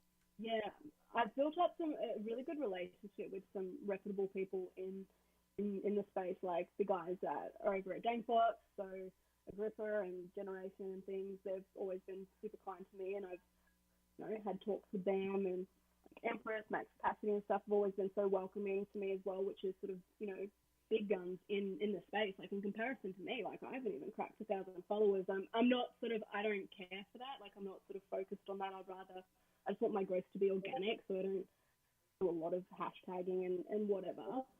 It's really cool just like even just moving sort of around and like conversing with these people, because I do have a lot of respect for them, and it just shows like, oh fuck, like I'm being taken seriously, which is really cool because I do take it seriously. So yeah, well, it shows. It definitely shows, and it's really cool. It's really cool being in this space where you can communicate with peers and people around you so easily, right? And get that direct feedback. Yeah, exactly. And it's I don't know, it's just interesting seeing all the different people with their different mediums, their different approaches, listening to them in spaces as well, like, and getting an idea of like their story and seeing how that translates through their art as well, which I find super inspiring. It just makes the space worth it. It's just like you can just, through those interactions, you can tell who are just genuinely here because they appreciate art and the discussion around it and the connections you make through experiencing it together and things like that. And that's sort of, to me, what the space is about. Like, so I don't even care if, like, when people are talking about the market crashing and like things going on in those like charts and stuff. Like, I don't even care. For me, it's just like I sort of view NFTs as gambling. It's like I wouldn't put anything into it financially that I wasn't willing to lose completely. Right. That's facts. That's the way it is. And not financial advice in America. Yeah. Yeah. I totally agree. And like, when people talk about bull market, bear market, I'm like, well, I'm not going anywhere. So, and likely I'm not selling most of my collection ever. Like, it's going to be sold ever. My kids will have to sell it. So. And it's like, where are we going to go anyway? It's just the community and the scene is so unique. Like, you can't experience what we're experiencing, like, as we log onto Twitter each day in Instagram. Like, I've never checked Instagram. It's like, I'll go in there, like, and click through my stories or whatever, but I don't post and stuff because it's just it's a different experience that, you need to be active within it to really understand it, I feel. deal. Anytime I try and talk to any of my friends about it, they're like, "Oh, cool, like that's cool," but it's just like they wouldn't have known anything about it if they didn't know me. So. Um, kind of what you just touching back on something you said earlier, but like Willie and I running this specific space, the night train on Tuesday nights, we that's the best thing that we get to experience is the fact of that we see this art, we buy this art, and then we get to sit here and directly talk to the artists about it and like you said, hear the stories and know all about what's going on. It's like you look at a piece of art and you go, oh, I really like this, and you buy it, and then all of a sudden you hear how that piece of art came about and what the story was behind it. It's an experience that really isn't offered in the traditional art space, right? Totally, and I think that it gives like the audience like the ability like through these sorts of interactions to they form like more a different sort of connection with the work itself after like having these discussions and stuff too. They begin to see things sort of differently, which may make them love the concept more or whatever, which therefore sort of fucking with the artist more and yeah, I just think it's that sort of thing that makes it. That's why we're all sort of here at the end of the day, I think. Oh, I shut my mic off. It's a beautiful thing. The ones that I would like to associate with, I like to think that that's why they're here. I have no doubt there are people here for ulterior motives, but. Oh, dude, I watched a show the other day that I watch all the time. It's called Trafficked. It's on HBO or History Channel or something, I think, in North America, and they did a whole show this week on people that do rugs, people that's what their business is. Like, it was so fun. Just speaking of people that are in here for ulterior motives, it was so messed up. So was Tezos mentioned in that episode at all? No, definitely not. It was only. And that's the good thing about the space, because it's just the Tezos community are built different because people aren't there. I mean, there's people selling like very expensive pieces on there. For the most part, I feel like the reward would be not worth the effort within the Tezos space. Yeah. Yes. Yeah. No. Like they put in all this right. Like right. Hell yeah. Very true. And it definitely happens. There's definitely promises and like proper built out projects, if you will, that have happened on Tezos that have been rugs. But yeah, it just doesn't happen as often as other chains. It's like going to roll the homeless, I guess, right? Sorry. It's the poor people. It's rough out there. Like people have dollar signs on their eyes. It's funny, like when scammers reach out to me in the DMs and they're spin their like story of like trying to get the first, like they've got a tactic. They'll ask you about the work, and they'll send you links on your foundation, being like, I'm really interested in this piece or whatever. And they're like, all right, so I'm going to kick off some auctions. Can you just send me like 0.2, like, no, not even 0.25, maybe like 0.15 each. Like, it's usually a low amount. Have a guess. And then I'll start the auction. And it's just so funny, like, when they do it. Yeah. But the thing is, I mean, it actually works because they get some people that and I mean, you only need a few to fall for it, right? Fuck. 100%. And it's because they're playing on like the people's dreams. Like, people are in this space because they genuinely want to succeed. They've got dreams and a vision of like how they see themselves and like in the trajectory of their career and stuff. So I don't blame people as victims to this. It's just a shame that, like, I mean, it is just the reality of life, but it's just a shame that people do that. Like, have some integrity, just go and like and work for what you want, it really bothers me when people don't want to do that. But I think that really circles back to where we kind of started was, good versus evil, dark versus light. Exactly, which is kind of the whole concept together.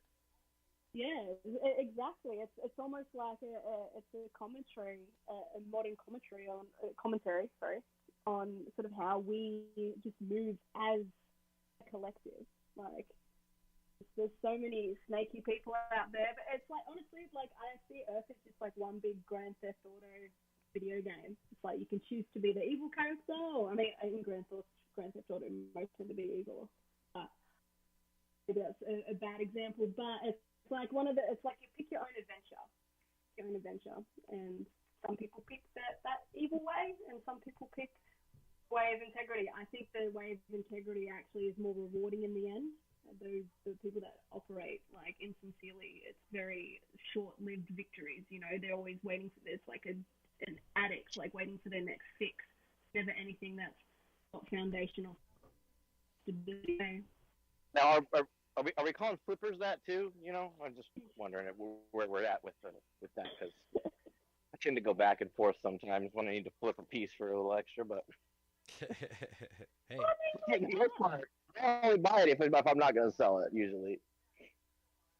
I don't necessarily think flipping is like, there's not like anything ethical that comes into play when it comes to flipping. Like, you brought something, and if the value happens to increase, like, and you can make profit on that, I think that is. Well, I mean when somebody buys 9 out of 10 of the pieces just so they can control the pricing structure. That kind of like flipping. Yeah. Which I love. I love like when people like people, you know, sometimes try to call me out like why'd you buy all those pieces? I'm like give it a couple days. Let me get it sorted. They're going to friends. Like I bought them all because I wanted to send them all out. But it's like it's never the person that you're buying from that mentions anything, right? No.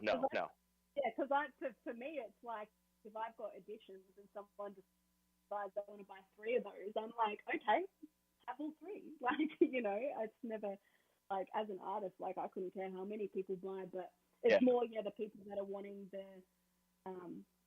that tends to those sorts of behaviors come out in the more high rolling projects, right?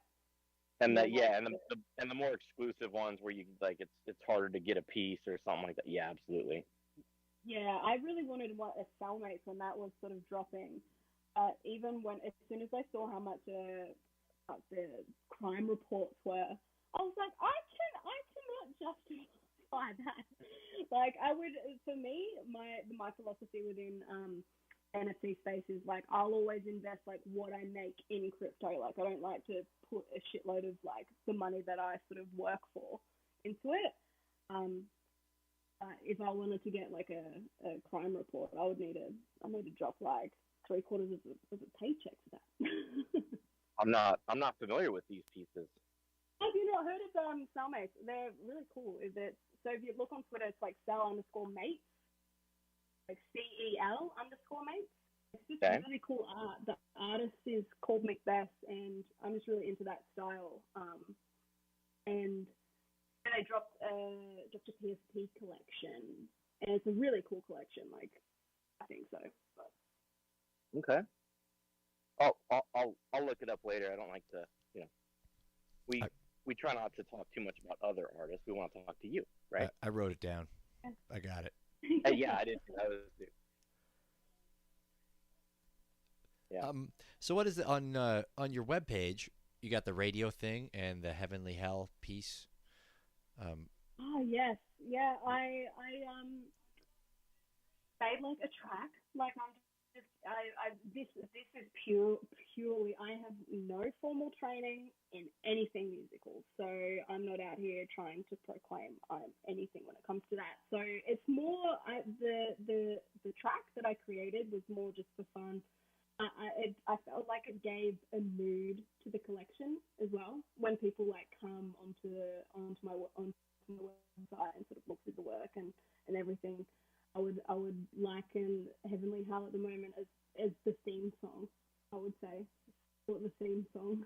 I wouldn't mind making more music in the future. Like I do play around just for fun and stuff, but I need to upgrade my laptop before I sort of dive back into that space again.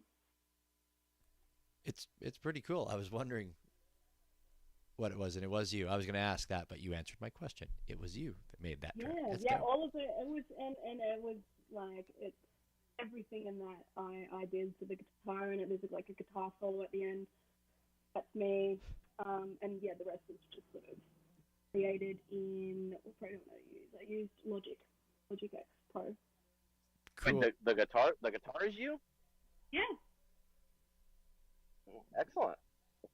Yeah, so that's sort of, and also I've got an NFT on my collection on Foundation that I just minted in a new collection that I have. That's a different style to sort of what you see in my Tezos collection. And yeah, I uploaded an NFT of me playing guitar just because I thought it's funny. Like I saw that more as definitely like a conceptual thing. Like I thought it'd be cool to have something like that just on the blockchain. And yeah, so I think that I'll probably explore the music side of things a lot more. I'm definitely going to be exploring it in my work in general. It'll be cool to find like a unique way to incorporate that into like how I am in NFTs as well. But at the moment, I'm just sort of experimenting around more musically to find like a unique sound. I'm more in an experimental phase there because I just don't want to be just producing the same sort of things that everyone's listening to, because my vision isn't to be popular in terms of like just super mainstream musical artists. Like I just want to create interesting art through that medium. That's very cool. I mean, we'll definitely be following closely to that. I don't know if you know, but we're slowly trying to assemble a band. Oh no way! What do you guys play? Nothing. That's why we're trying to assemble one, not be one. I was just about. Oh yeah. Yeah, no, I don't play an instrument. This is a DJ, but you know we've got the homie Mike Nash. He plays bass, and we've got Jay Burn on the vocals already. So now we got you on guitar. So we'll slowly get a band assembled. Do they know this? I've got a bunch of synthesizers as well. So Half of them do. All right. Oh, we got Fendel. We got Fendel on the saxophone too, right? Mm-hmm. Right. All right. Fendel on the bass or on the brass instruments. Yep. Totally. This is like a virtual Discord band, or are we all deciding to elope together to a beautiful country, maybe Norway, based on their values? There we go. We'll all elope to Norway and start a band. That's our future. Well, it's a new era. It's the NFT space, so we got to go virtual until we get a little revenue, and then. Yeah. True. Before we hit the stages in Norway. Yeah, I'm just gonna be the roadie because I'm not very good at management either. So I'll just be the roadie. Well, maybe we'll get the AR department to manage, but yeah, I'll just roadie and kind of ride some coattails around. So, but I'll get 0.5% just for assemblage. Yeah. All right, I'm in. No, that's just my funny way of saying, we like a lot of musicians in the space, and we especially Bits, he even more than I, keep a lot of close eyes on that kind of thing. So I do. I have. That's great. Great to hear. And I think it's really cool. I mean, I'm sure you know this, that it's really dope that we have all of the ability to record. Like anybody has the ability to just make sounds and to record this stuff and to have just as good a quality as people would have had to have back in the day would have had to have gone to a studio and spent tons of money to produce, right? Literally, it's just the potential there is insane. All that's stopping people from like creating like the next like wave of revolutionary sort of content is just their own fears. At the end of the day, fears of sort of putting themselves out there, because ways that a lot of this technology can be utilized moving forward, I think is going to be really, really, really cool for artists. It's going to really if blockchain technology is like adopted in the way that I sort of have a vision for it, it kind of takes out the need for artists needing a label. I mean, it would be nice to have someone behind you to pump that liquidity into your brand. I guess that's the benefit of it. But being able to have like the main cut of all of your own art, like that's the coolest part about what this provides, I think. Yeah. And that's the reason why I'm so passionate about the use of it. And kind of going back to what you said about Banksy's sale at auction not making him any money, like the whole royalties debate has been going on in the space for well over a year now, and we're firmly, well, I'm sorry, I don't speak for bits, but I'm firmly on the side of artists should get the royalties, Absolutely. and that bleeds into music NFTs and everything. So owning that and having those royalties and those especially on those secondary sales is very very critical to how this whole space is going to survive. Yeah, I think so too, for sure. I think just the only thing that lets the space down at the moment is just, I guess, a lot. It's Italy to understand and learn how to do it. Like, a lot of people just aren't going to really want to put in the brain power and like setting up a wallet, like setting up a Tezo's profile, creating, like, it's just, there's a lot of like things that you need to do, like getting the Kukai wallet, linking it to this and stuff, which I think deters a lot of people away. But yeah, but we've got necessarily a bad thing either, because you want people, like, it shows like the minds you're working with, right? When people, everyone's gone through that effort to be doing what we're doing. And there are some of the largest brands in the world that are kind of ahead of it and trying to onboard. What comes to mind right now is Disney owns Fox, who owns and owns ABC, and between somewhere in there, there was a huge Dolly Parton release not too long ago, like late last year, say September-ish, and it was kind of a thing to onboard people into getting a wallet and things like that. So It's happening. there's a lot of big money out there. We're just. I think I honestly feel like it's just it's just early. I think that it's inevitable that it becomes more mainstream over time, just because you see, I don't know, there's the feeling of what Instagram is right now. Like, I feel Instagram is like slowly moving down that road of what Facebook became. Like, people are using Instagram differently now. People aren't as active. Sorry? That was somewhat inevitable when Facebook bought them and wanted to turn them into Facebook.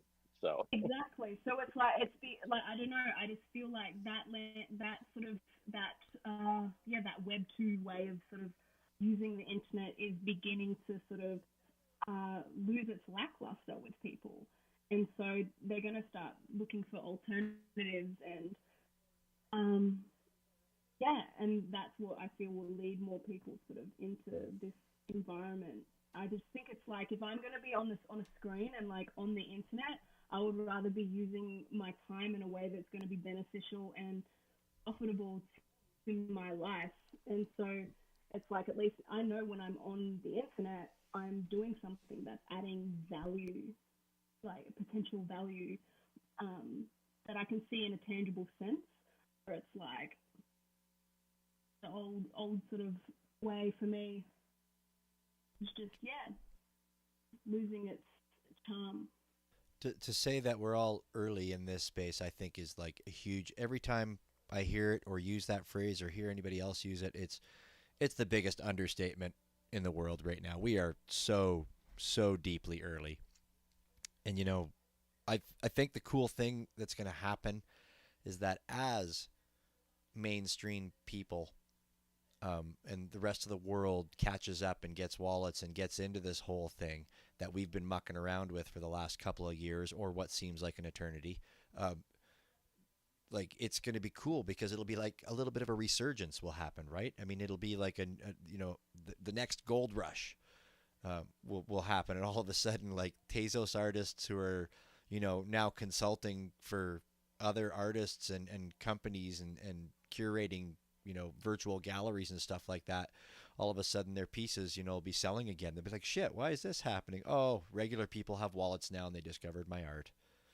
It'll be awesome. Yeah, and that's the thing, and it's not far-fetched to think that, like, people, like, if you to judge the space based on like the now present moment, like, I can understand how some people, if they're not forward thinking, would be like, oh god, why are you wasting your time or whatever.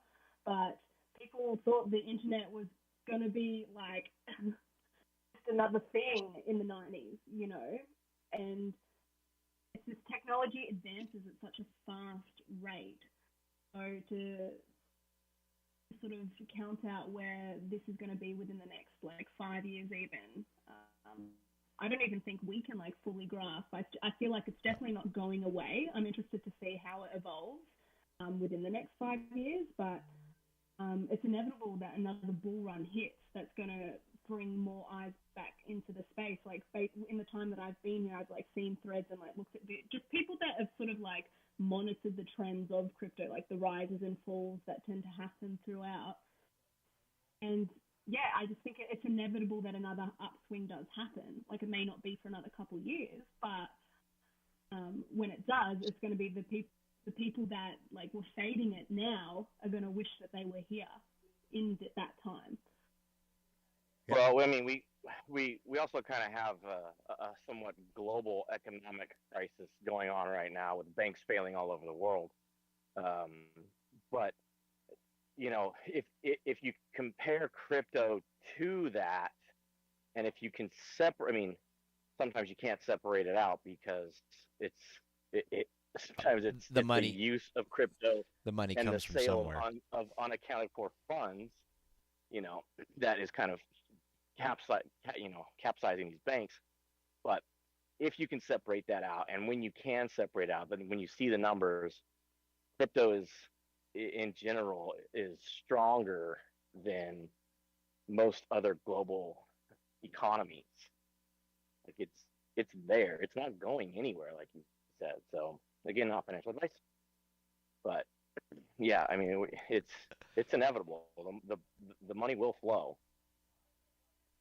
It's just a matter of when. Yeah, exactly. I mean, yeah, and as you were saying, like right now, the money's not flowing anywhere. Like Yeah. the whole Right. world is like after COVID and like everything that the governments were pumping into the economy, like during that period, like it was inevitable that a recession was going to come after that, because it sent the world into just like a spin. So I just think that this is a time, like if you're in it, you're just in it because it's a hobby. Like you enjoy sort of what it's about, because I think to focus overly on the finances right now would be enough to make anyone depressed. So I just choose to not even think about that when it comes to this space. You know? My crypto, exactly. my And crypto it's no investments are my collection of NFTs, my Tezos NFTs. Yeah, I don't hold a lot of pure coin. It goes into art because over the years, you know, the centuries, art has always carried more value than almost any other financial asset. So you get in on the next art wave, which is NFTs, basically, and get in there early. We'll all be set. That's Oh, the man. goal. That's the hope. Exactly, Dude. and it's about and you pick up again, and you pick up the pieces from those people that you think have that, like, you know, that's, you know, it's about like banking on like where that person's gonna be that you're collecting from in the future as well, because then, you know, if you collect one of the pieces, say at like, I don't know, 3 Tezos now, and then 5 years from now, then like that artist has had multiple collections and has blown up in the space. Like that piece of work that you bought for 3 Tezos like 5 years ago, you could flip for, I don't know, like $5,000. Like there's just like that's just a possibility of doing even that if sort of. even if you resell it for 3 Tezos, but Tezos is $200 a Tez, Right. something like, you know, something crazy like that. Like you still made a lot more money. Oh, believe me, Exactly. my niece and nephew. It's, Go ahead. Sorry. no, you finish. I was Niece and nephew? just gonna say that my niece and nephew are they look at me now like I'm just, you know, old guy that's getting into the young stuff and trying things out. Sure, crypto, NFTs, but you know, long after I die and they own my wallet, my Tezos wallet, and they see that I have an MEM CXI, like, dude. that I gifted you because Exactly. I bought them at 0.1 Tez. Right. Yeah, and you've got to think about the people that owned, like, I don't know, that owned like an original Picasso while he was alive. Like maybe Picasso gifted like one of his works to someone like while in his waking life and was like, you know, they were like, oh, cool, thanks, Picasso. And then, you know, again, as we were discussing earlier in our chat, it's just death tends to bring that value to it, right? And well, and to kind of pile on top of that with the blockchain, right? Like you don't have you're not going to have a MEMCXI buried in someone's attic for 30 years that they don't know where it is. Like, yeah, you know, it's in this wallet right here. I can see it on the damn page. You see it, right? and then now, you see all the metadata, like, and so it's like, right, it's like 5 years from now, that metadata is like, because everything's going so digital anyway, and like how valuable data is, like when you can see that metadata of where that piece has been, again, like that metadata is what adds more value to the piece itself, because it's you can see that history and how it's moved, what wallet it's been in, what collectors had it, and that again like adds to the that was actually brought up which is what people love. It was actually brought up in a Discord I was in yesterday about like somebody said something about, you know, Gary V like retags his metadata of pieces that he's had in his wallet, so that you know that they've been his pieces, and I guess those pieces, you know, go for more because it's like, oh well, it's been in this collector's wallet. But you got to think, but it's not a crazy concept, because you think like how like the resale value on people like owning a jacket worn by Prince. That makes total fucking sense. A hat worn by Michael Jackson.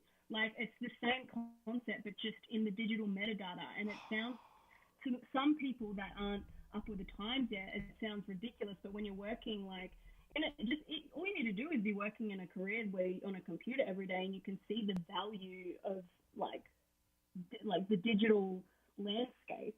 And I think I see it so vividly because I work in marketing. So seeing like how much the business I work for, you know, or any business needs digital marketing in order to generate any form of revenue. Man, that Gary V thing is brilliant. Sorry. Yeah, it's crazy. There is so much. That's where all the value is, when you can like see it through the right set of eyes. Because when people stop seeing it as a picture on their screen that they can right click and screenshot, like you got to see it for what's sort of behind the image in that metadata, because that adds the value. I mean, I also definitely see problems with that, you know, but I mean, it's been like that for years and years and years, right? But you know, we kind of go back to the fine art world and things like that, of like, well, there's a lot of gatekeeping going on there and things and things, and it's like, well, why does he have a better eye than I? Like, I may not like a lot of the stuff that he likes or likes. So, you mean Gary V? Yeah, I'm using him as an example, but basically anybody in general, right? Like, you know, if you were to put value on something just because somebody else owned it, it's like, well, but why? Like, I don't even like that piece. Like I don't know, that's an ugly piece. Yeah. No, that's true, but you're not. I mean, that extra value that you're adding onto it isn't even because of the piece, right? It's just because you're collecting because the ownership. Yeah.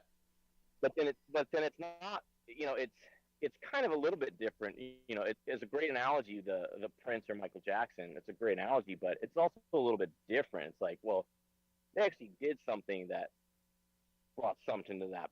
You know, I don't know. I guess if you look at it from the seamstress's point of view, whoever made that jacket. I think that's I mean, Gary V being like the main, like for him, for a lot of people, isn't going to mean, the value is going to mean nothing. Like to me, like it wouldn't bother me if a major collector had anything. Like I'm not seeing that. I mean, I think I was looking at it more in the sense, it's like there's like a famous, like an actual artist that you've seen has owned a particular piece along its journey, because there's that hype and status around that person, which I think, I mean, not everyone falls into that paradigm of thinking.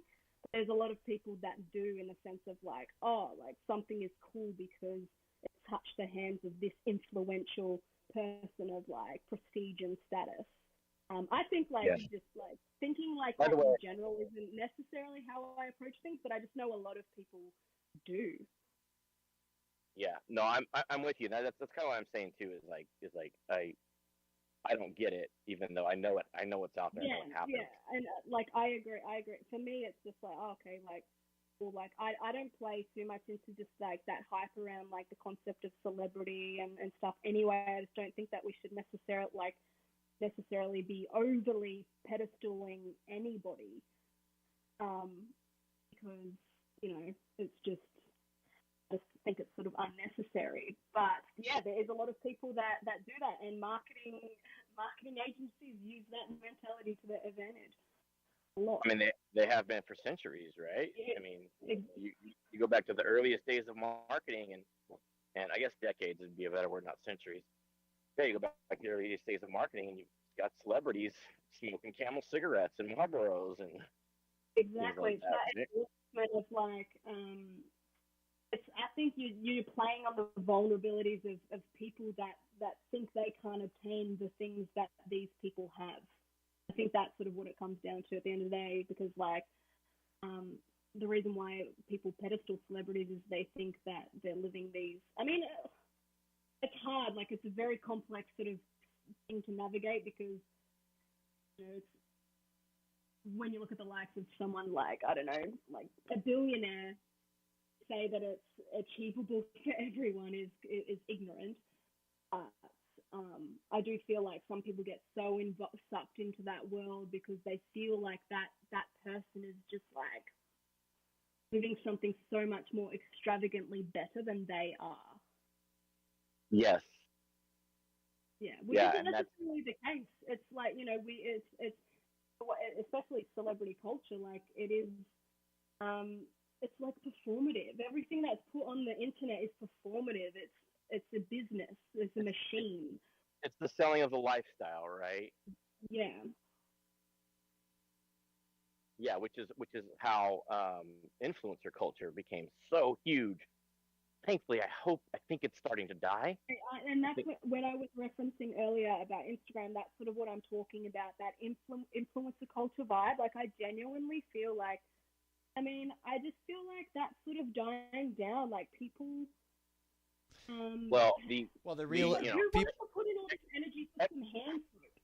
Like I don't want hand soap. I want cold hard cash in my bank. Like I don't want to be gifted soap for my time. But economic craft will help weed that out. Because it's like, well, we don't have all this money anymore to spend. All this weird advertising like influencers. We can't just send product out anymore. We need to sell some things now, guys. I think one of the big things with the fall of influencers now too, though, is that right there, it's been called out, right? That there's been so much. Right. People are seeing it for what it is because of how transparent it is now. Because people are becoming more, like just more cluey to like marketing tactics. Yeah, so they had to change the laws in America so that which is where most Facebook and all those other companies most are all based here, so they have to abide by those laws first. But otherwise, you get change another the laws fire so festival. You have to call it an advertisement, and then now you skip it as a viewer. You're like, I'm not watching an ad. Yeah. I'm on the internet to watch ads. Exactly. I guess that's kind of like the small loophole that's in the NFT world at the moment, right? Like, I mean, it is marketing. It doesn't say like advertisement. Like we can do it. I mean, we all know we're being marketed to. Like, because there's links. It's like, hey, I've just done my drop or whatever. But I think it's like done in a way that isn't like undermining the intelligence of the consumer as well. Where I feel like some of the other Web2 marketing influencer strategies, it's like it treats the audience as like they're stupid sometimes, as if like the audience doesn't know what the person is doing. It's like in Web3, it's like quite transparent. It's like, here's my work, here's the price, you can buy it if you want. It is what it is. You got to pay Object 2.5%, but that is what it is. Yeah, exactly. But you're not going to pay Coca-Cola an extra 10% on top of that. So hey, this is where if we had sponsors for this show, for this space, this is where we would actually plug in. It'd be hilarious. Exactly, because people, I think it's like also like quite meta, like calling, and very like Black Mirror-esque too, to like call out the marketing for what it is to like break the illusion a little bit, you know, because sometimes like when you're scrolling and stuff, it's easy to get sucked into that illusion, but you know, at the end of the day, somebody behind these tweets sort of thinking about how like what they're saying is going to cause a reaction and who reads it and whatever. And so yeah, it's like just being honest with your. I don't know, like I was gonna say be honest with your deception, but it's not deceptive. The marketing at the end of the day is quite a deceptive industry because you are trying to manipulate people into buying shit that they don't actually need. Yeah, and I mean it goes down to like the colors of McDonald's are yellow and red because it makes you hungrier. Yeah. Like it's all around. Like you know, one of the brands at the company that I work for, like when we're building the brand, just having like the actual studies of where we're placing particular merchandise within the stores, like in the like down to like the key of like how far this table from the door and what you should have displayed on that to draw in a particular like demographic of consumer to buy the product. Like it's just the science sort of behind like a lot of these marketing tactics is crazy. Like we're being marketed to as soon as you leave the house, you're being marketed to. Even inside your own house, you're being remarketed to. Yes, like right now. You buy a cup with a Starbucks logo on it. You're gonna want to go back to Starbucks as opposed to going to a Dunkin' Donuts or I don't know what else they have in the rest of the world, but. Like yeah, you self-inflict your own marketing, and you get like, and it's like the symbology of the branding and stuff becomes like ingrained in the subconscious mind of people as well. Like when you think about like you know, we can sort of criticize McDonald's or whatever in ways of you know the food that it's producing or whatever for hours, but the reality of sort of if you were to like just look at it from a branding aspect and how they've built that brand, it is amazing. That is so McDonald's. The image of that M is so embedded into the mass consciousness that anyone in the world would probably know what that symbol is. Absolutely. Yeah, I always love subliminal messaging in advertising too. Like. There's something in the Starbucks logo that's something there, but then like the other one that comes to mind is like in the Wendy's logo, there's the word mom in her Really? like neckline. Yeah, it says mom, which gives you this subliminal like down home like a home cooked meal kind of thing. I'm looking at it now. Yeah, and see that's the thing, and because when you're looking at an image, the conscious mind isn't necessarily noticing all these details straight away, but the subconscious mind is always active and witnessing what you're observing as well. And so it's like planting these things. It's like it's a mood, it's a feeling. Like, well, how are you gonna feel when you go to Wendy's? You're gonna feel like a home cooked meal from mum. Well, that's where way back in the day, like that's why they actually banned that specific like flashing. To get the subliminal message across, like that's what they were trying, and it was a very long time. Oh, the 1 second image flashing kind of thing. Yeah, they were doing that, and then they banned that because it was like a form. I don't know. They considered it brainwashing or whatever. But yeah, well, that very much is. Like everything, when you think about something that I really noticed, especially during COVID, that I found just so bizarre was like. So whenever we had like a COVID update on the news at like the regular sort of mainstream 7 p.m. news, there'd be a COVID update and they'd be showing all these like graphs but behind as the news anchor was sort of like delivering on like the statistics of COVID for that particular day, there was like this intense music playing behind it. And like this like I know like a 60 minutes kind of intensity to it. which made it kind of dramatic. And Yes. I just found that really bizarre because it's like the state's already in this state of like fear, and then you're there like with this like intense like the numbers are going up, and it was just so theatrical. And like in a way, like that is those sorts of things are brainwashing. And it feeds on our fears, right? It feeds on fear, which is what the news is kind of boiled down to, at least in America. I'm making Fear mongering, feeding on fear. I'm making notes because I've never thought about this. We could really add to our Twitter space, Willie. We could really add to our Twitter space if we start doing these. No, we're going deep today, deep. I could talk about advertising and this stuff for hours, and I have zero actual background. I mean, I've worked in retail a little bit. I know how to set up wine sales a little bit. I have a wine brand, so like you say, the second you walk into a store, yeah, I want my wine mid-shelf, front and center. I don't want it buried. I want it to be the first thing you see when you walk in that store. I don't want you to see anything else because I want you to buy the first thing you see. Exactly. And then if it's good, you'll look for it.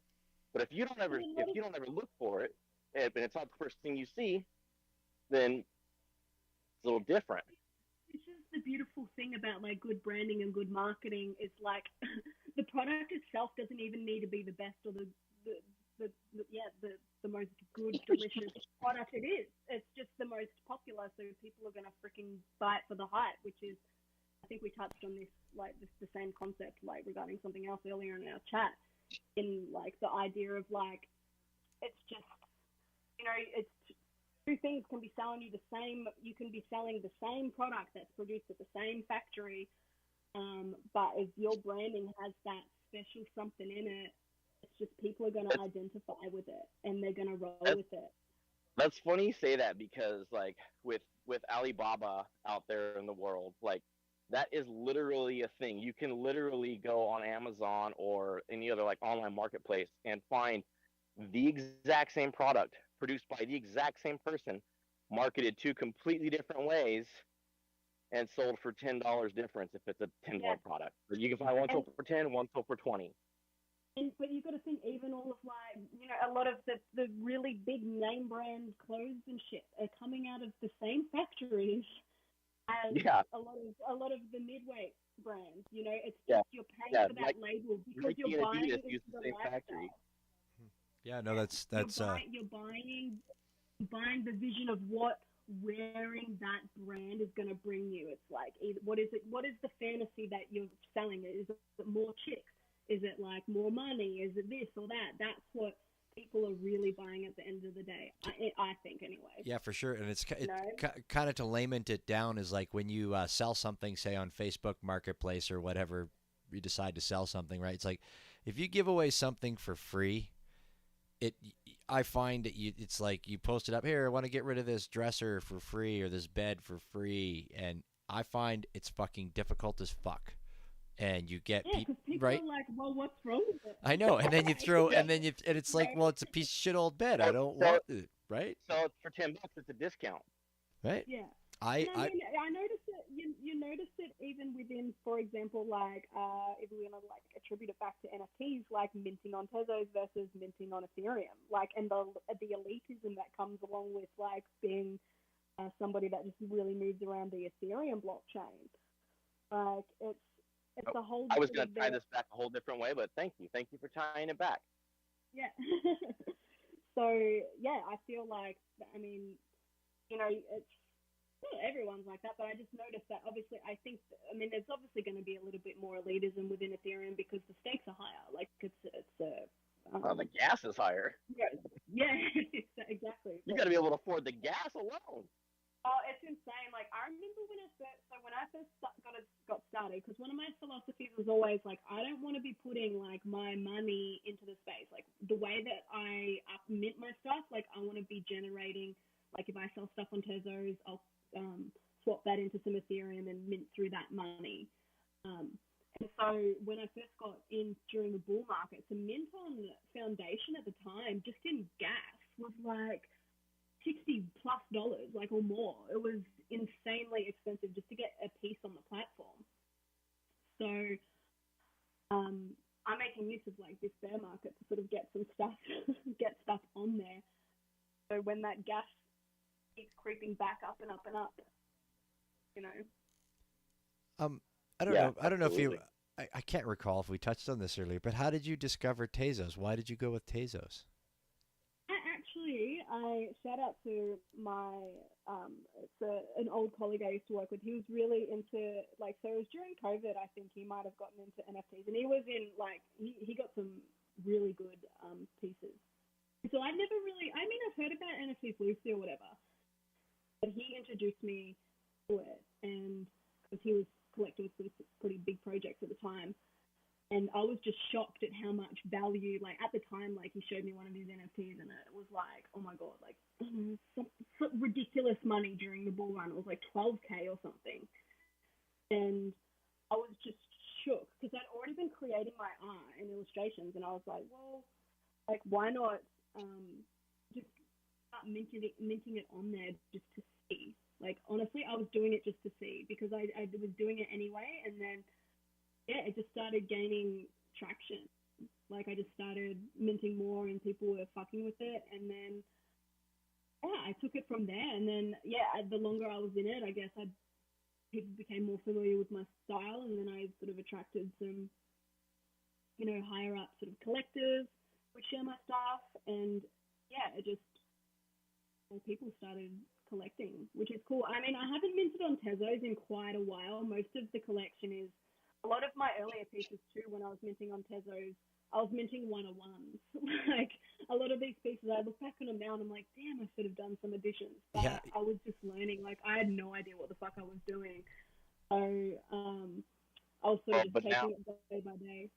But now those one-of-ones are almost impossible to get out of people's wallets too. Exactly. It's crazy because like some of these people that own these one-of-ones haven't even seen in the space for a hot minute, and I always just think, I'm like, imagine like if in the future those one-of-ones, like, they've just got that sitting in their wallet and they've got themselves like an easy, I don't know, insert magical number here just for having that, which I think is cool. But yeah, these pieces, yeah, they're all very low. My main thing too with minting was I wanted to keep my numbers quite low because it was never about the money anyway. I wanted to create more of that cool, like, I was inspired by like that scarcity concept, I guess, sort of, you know, how Supreme, like, I mean, Supreme's a bit corny now, but the way that they did their branding is and created such hype around their branding was through the scarcity. Like, they had people buying freaking bricks with their logo on it. Like, that's so ridiculous. But the way that they did that, I found really... anything to get something with their logo on it at the time, right? Yeah, it's, I mean, like, and I feel like that hype around it has died a little bit because, like, as I said, I feel like, you know, over the years, like, there's still some, I still think that, like, their actual collections and stuff, they do some cool things, but I just think the overall hype around it, people aren't as crazy for it. But that, I'm just bringing that up because that was sort of the mentality I was thinking as I was minting the work. Like, I wanted it to be low numbers, so it created a sense of like, ooh, this is like, not many people have this shit. Like, I have some high edition ones in there, just a couple, but not many. I love that because I think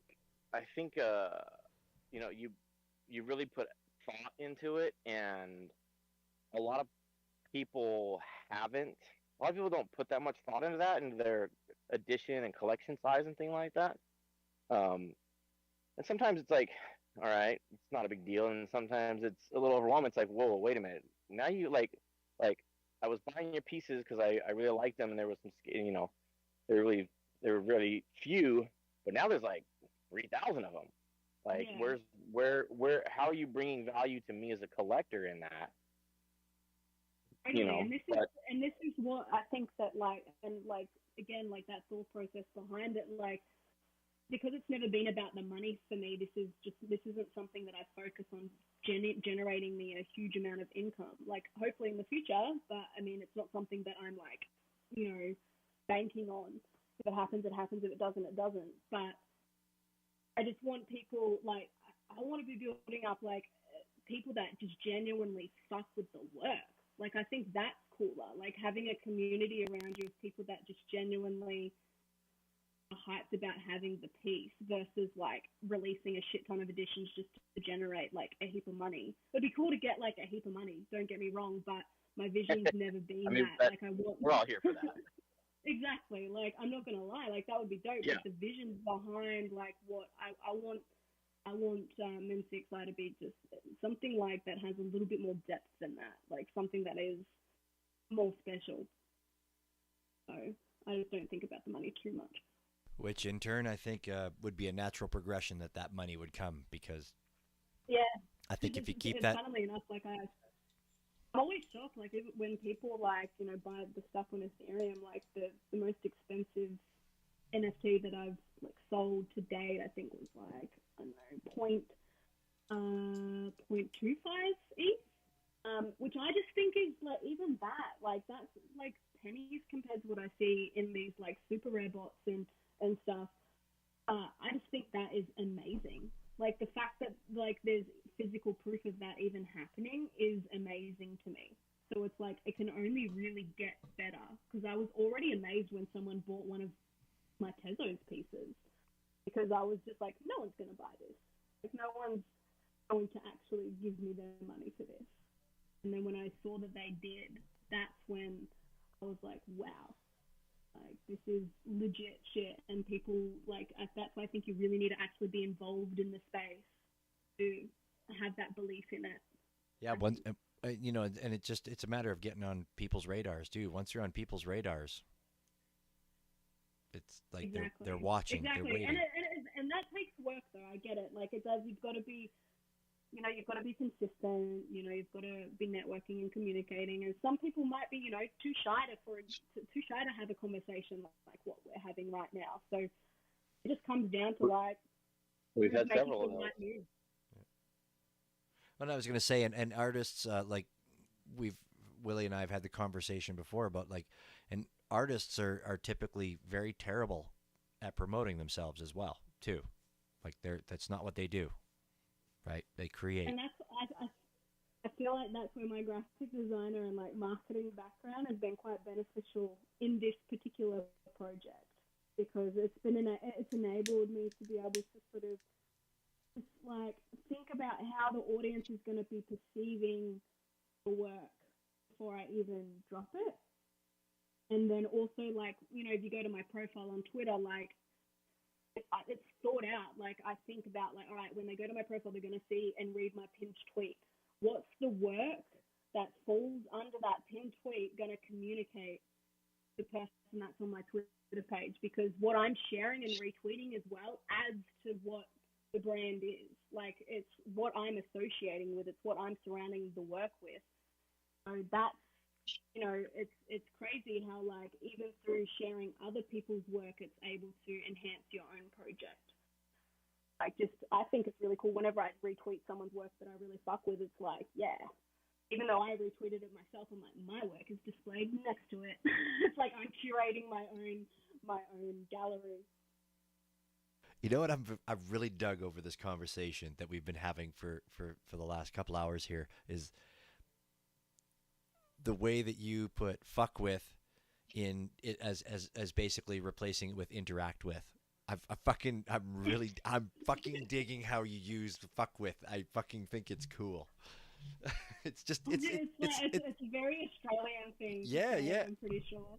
Like, it's just mean like I really like it. Like, it's the same thing. I really like it. Yeah. No. I'm fucking digging it. So digging it. I mean, it's part of fuck with that. Yeah. I fuck with that. And it's part of this space too. We learn all kinds of things on this space. I mean, we've talked about plumbing, golf cart repair, RV, traveling.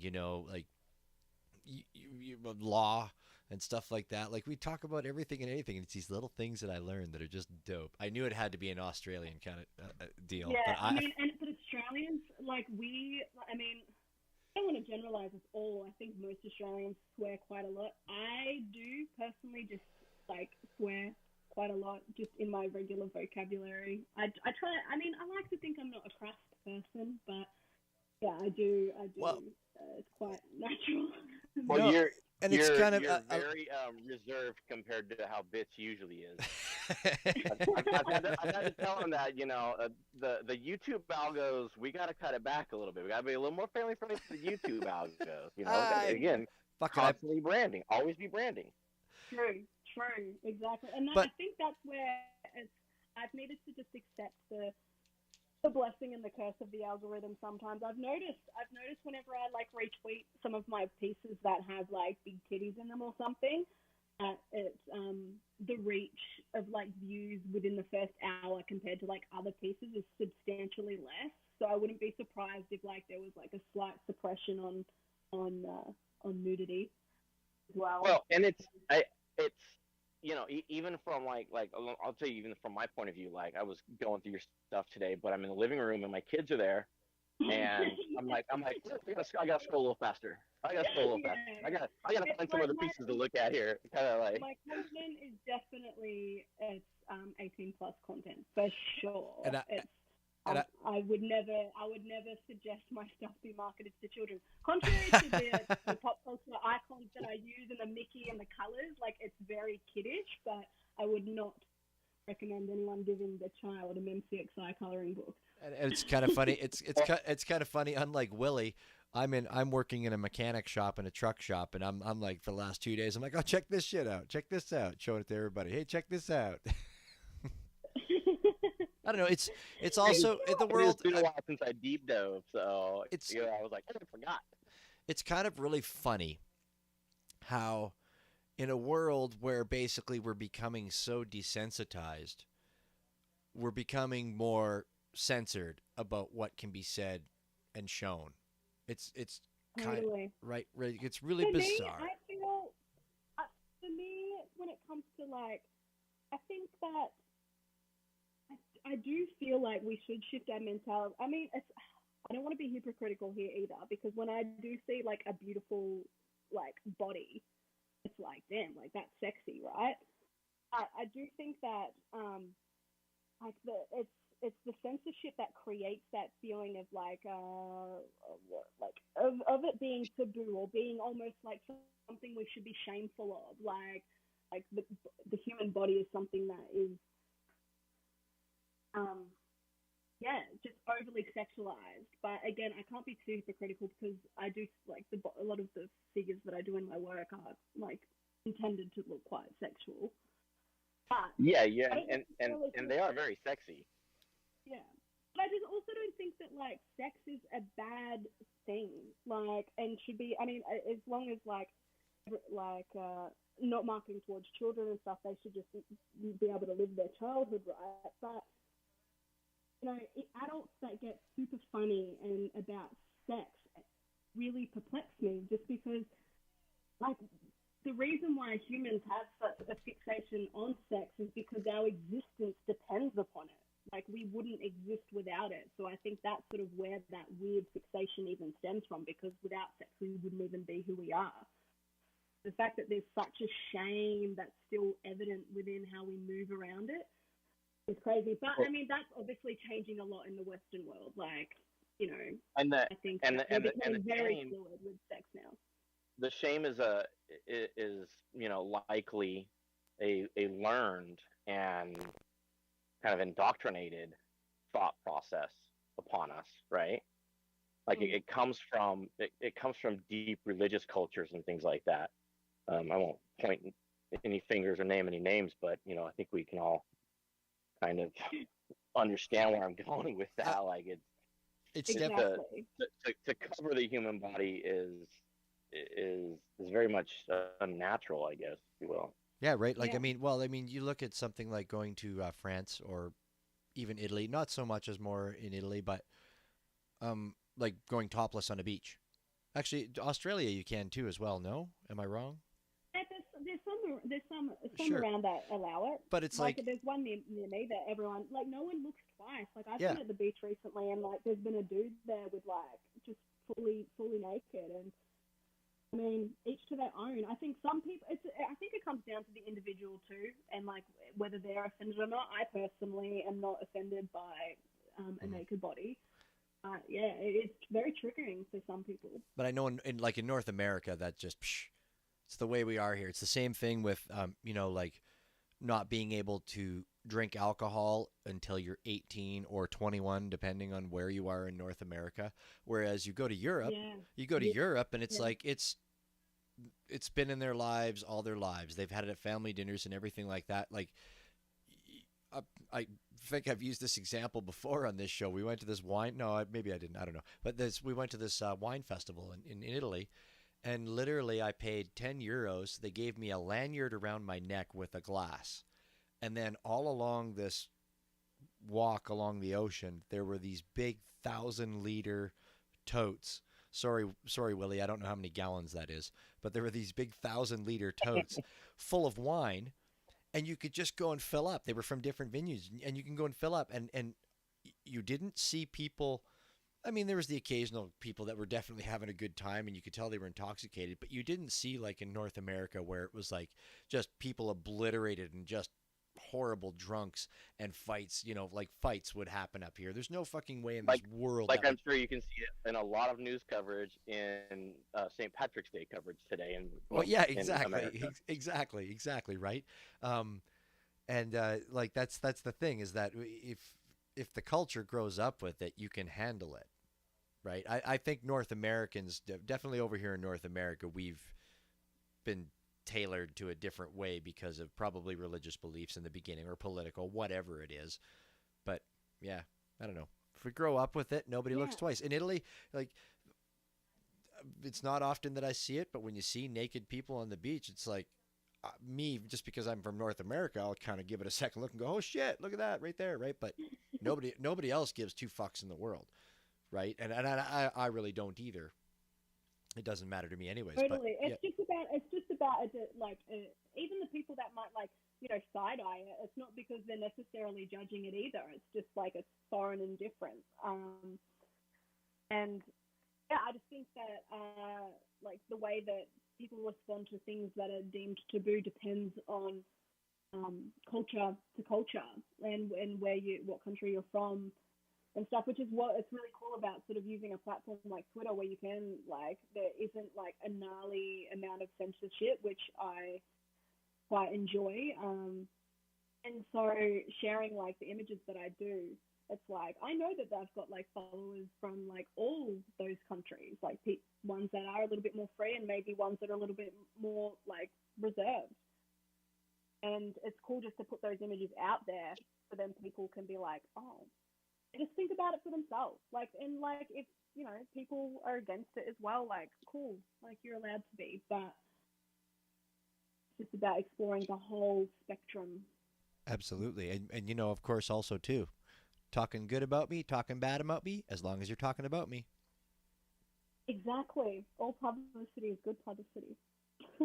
I mean, maybe not, but it's like like when it comes to my art, like for me, when it comes to my art, like it is like I am attached to it, but in the sense that I see MemCXI as like almost like an alter ego, like an attached, like an extended version of myself, where I can explore like things that are a little bit wild and out there. So because of that, if people like have like negative views towards it, I'm not going to be super emotionally like affected, because MemCXI in and of itself is a character, like is a conceptual art piece.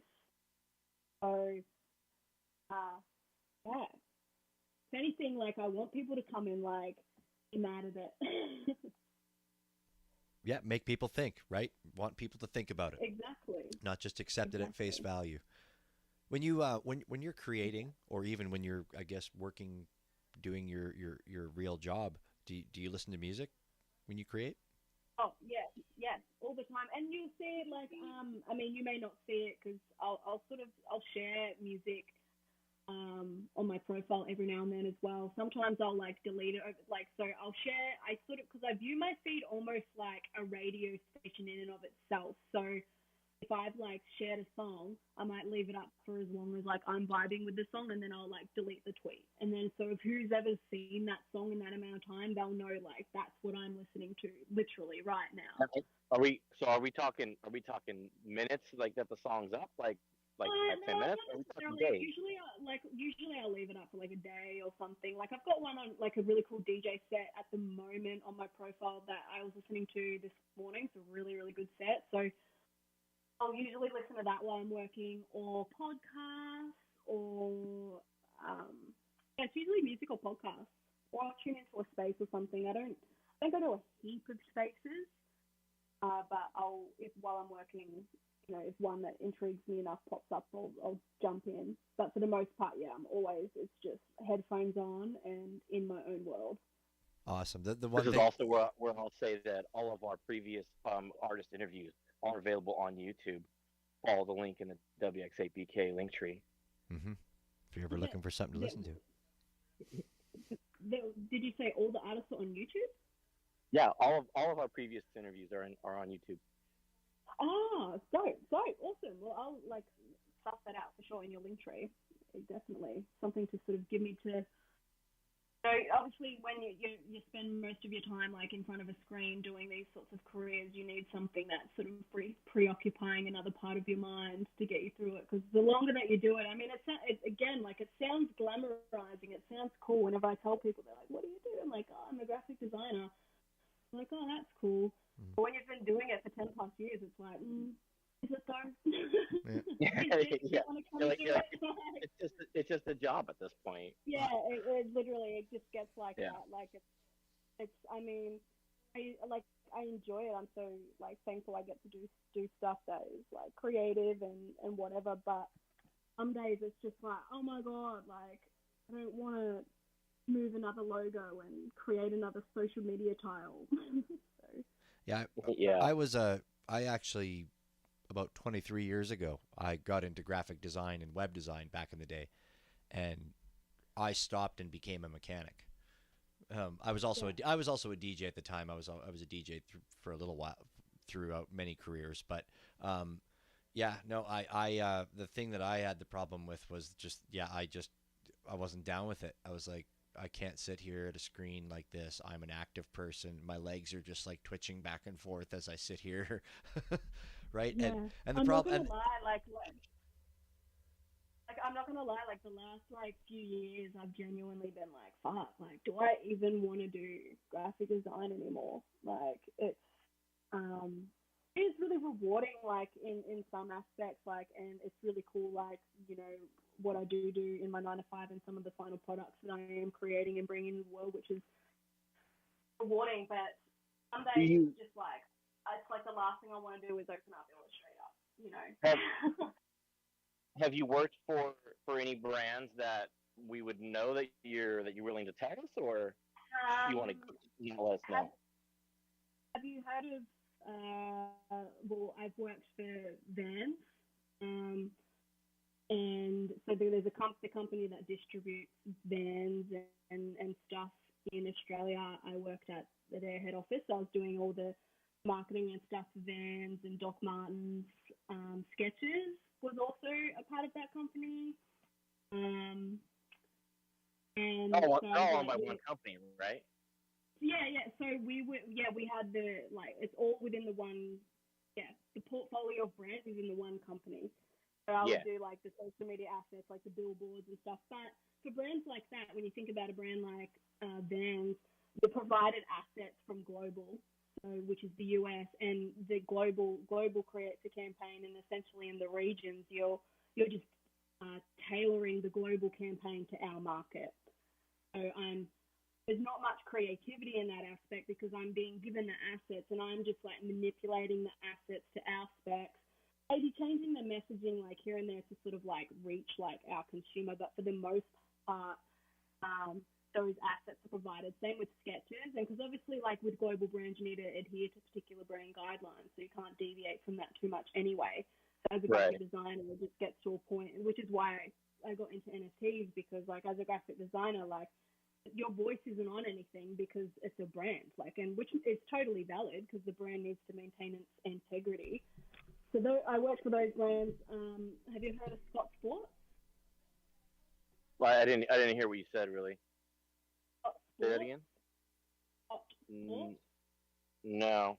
So it's like, Scott Sport is like pushback, motocross gear, like just a bunch of like it's a Oh, really good did sort you of say Fox? Fox? no Scott, but I mean Scott Yeah, and Fox are Scott. pretty like Scott. on par. Like Scott, Yeah, they make ski equipment and goggles and motor. Yeah, yeah, okay, yeah, yeah. So I work for I've done like stuff for Scott and yeah, just a bunch of like in the footwear industry and the bike industry. So like sporting goods, bike jerseys. My downhill like that. mountain bike is a Scott. I was gonna say Oh, I could use some bike jerseys. Yeah. You know, if you got some laying around the office, you need to send out to the U.S. or to North America. We could probably use some bike jerseys for sure. We should just get a yeah, we should just get a container in Australia, Willie, because I mean we've got many connections now where we can start getting stuff shipped. We got Ben Kenise, we got Dan Williams. So we'll just get we'll get a half-size container and just deliver it to our container. Send it over. Yeah, the post isn't as expensive as you think, though. I think a container might be a lot more expensive. The individual post isn't that bad. Looking at what Dan Williams sent us, so Right, fair enough.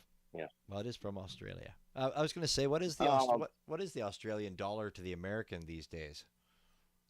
I think it's surely around the US to let's see, I think it's around the 70 cent mark, surely. Well, let's see, 68 cents. That's pretty good. I think we're like 76. 70 cents. So what you're saying is it's really cheap for me to go to either one of those places? Yeah, what? Dude. Yeah, dude, it's cheap to come to Canada. Yeah. So it's just as cheap to go to Australia for me with an American dollar? Yep. I'll be there shortly. Cheaper to go to Australia than New York. I'll be there shortly. Yeah. Okay.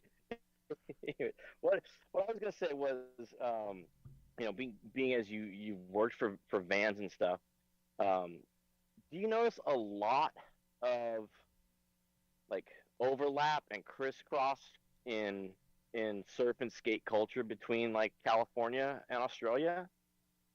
Because I'm in California, so that's kind of why I'm asking. Vans is a California company, right? I grew up with Vans when nobody else knew what the hell they were. You mean overlap in terms of like in terms of the culture in Australia? Is it the same sort of vibe? Is that what you're trying to say? I guess what I'm trying to say is do you see a lot more, because I mean there's a huge surf culture in Australia, right? Yeah. So I guess in terms of like, do you see a lot more brands from like a California side, like a Vans, just in general, not in your work or anything, as opposed to like, I don't know, something out of New York that's like higher fashion kind of stuff? Totally. And given like the places like where I am in Melbourne, like I live in the suburb that you would liken to like, I don't know, like that Venice Beach kind of vibe. Okay. So that tends to be like something that filters through, for sure, more within, I mean, at least within the things that I navigate around culturally, that surf skate vibe is the way versus like, I don't know like the vibe that I get, I feel like New York gives me something that would be like more higher class, like a more sophistication. When I think of New York, I think more like sophisticated, when I think of California, it's more like like laid back, which is very in alignment. Alignment with Australian culture. Yeah, I totally agree with that. And so because like I mean I feel like Australians are pretty renowned for being quite a laid back, chill country. So the likeness to California is pretty big, I would feel. And I feel like you got to think like a lot about the media that Australia is consuming is from Hollywood. So a lot of the cultural influences that we have received over the years have come out of America anyway. That brings me to a question that I've been kind of holding in my back pocket this entire time, is The Simpsons. I want to know like how big were The Simpsons in Australia, like how did you come across them? Because they're those are some of my favorite pieces that you've done is some of the Simpsons related stuff, and that's kind of what drew me into your work. Is Well, that branding, if you will. We'll tie that all in together. mhm. So I kind of want to know like where that came from for you. Well, in Australia, when I was growing up, at 6 o'clock every night on like on one of the stations. So obviously, like I was born in '92, so there was no like internet and stuff back then. And yeah, so I grew up watching like the cartoons that would come on when I got home from school, and Simpsons. Like it wasn't in the afternoon cartoons, but Simpsons was always on the TV at 6. So I mean, not every kid loved it, but and also like not every kid was allowed to watch it. Like I've met a lot of people that are like, oh, my parents wouldn't let me watch The Simpsons, and I was like, oh, Yep. no way, Yep. because like I was, maybe I just came from like a more ghetto household, but the yeah, I just grew up watching it every night. I always found it like hilarious. I don't even think, but as a kid, I wasn't aware of like I was just like I think watching I guess the flashing funny images on the screen. It's not until rewatching some of it as an adult that I realized like how intelligent the humor is. Like it's just so like Right. classic Simpsons is so intelligent and funny. Even to this day, like up until about like season I don't know, I'd say like season 15. Um, I still watch those to this day because it's just so funny. One episode that always comes to mind is, and not like just because you're in Australia, but is the Australian episode. Like they did a whole You know what? episode on Australia, and You can it's one tell of my that favorites. episode. You can tell that episode though was written by an American because I just feel like it's not an accurate representation of what Australia is like in the slightest.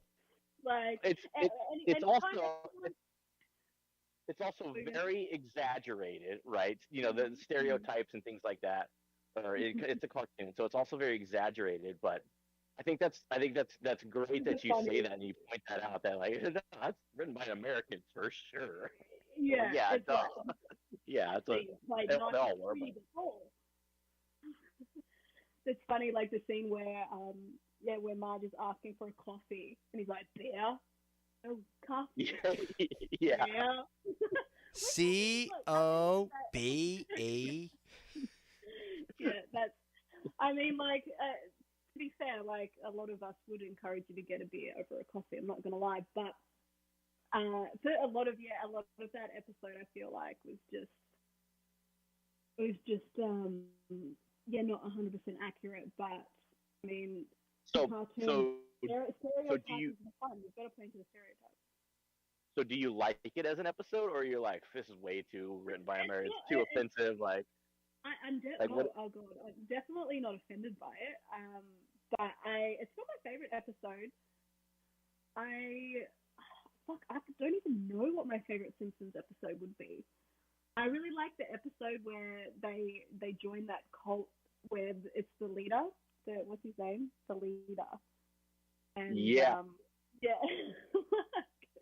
I think that, and they're trying to break Homer, but he's so dumb that they can't break him, like into the cult brainwashing. Right, they can't brainwash him because he's too dumb to get it. Yeah, I know which episode you're talking about.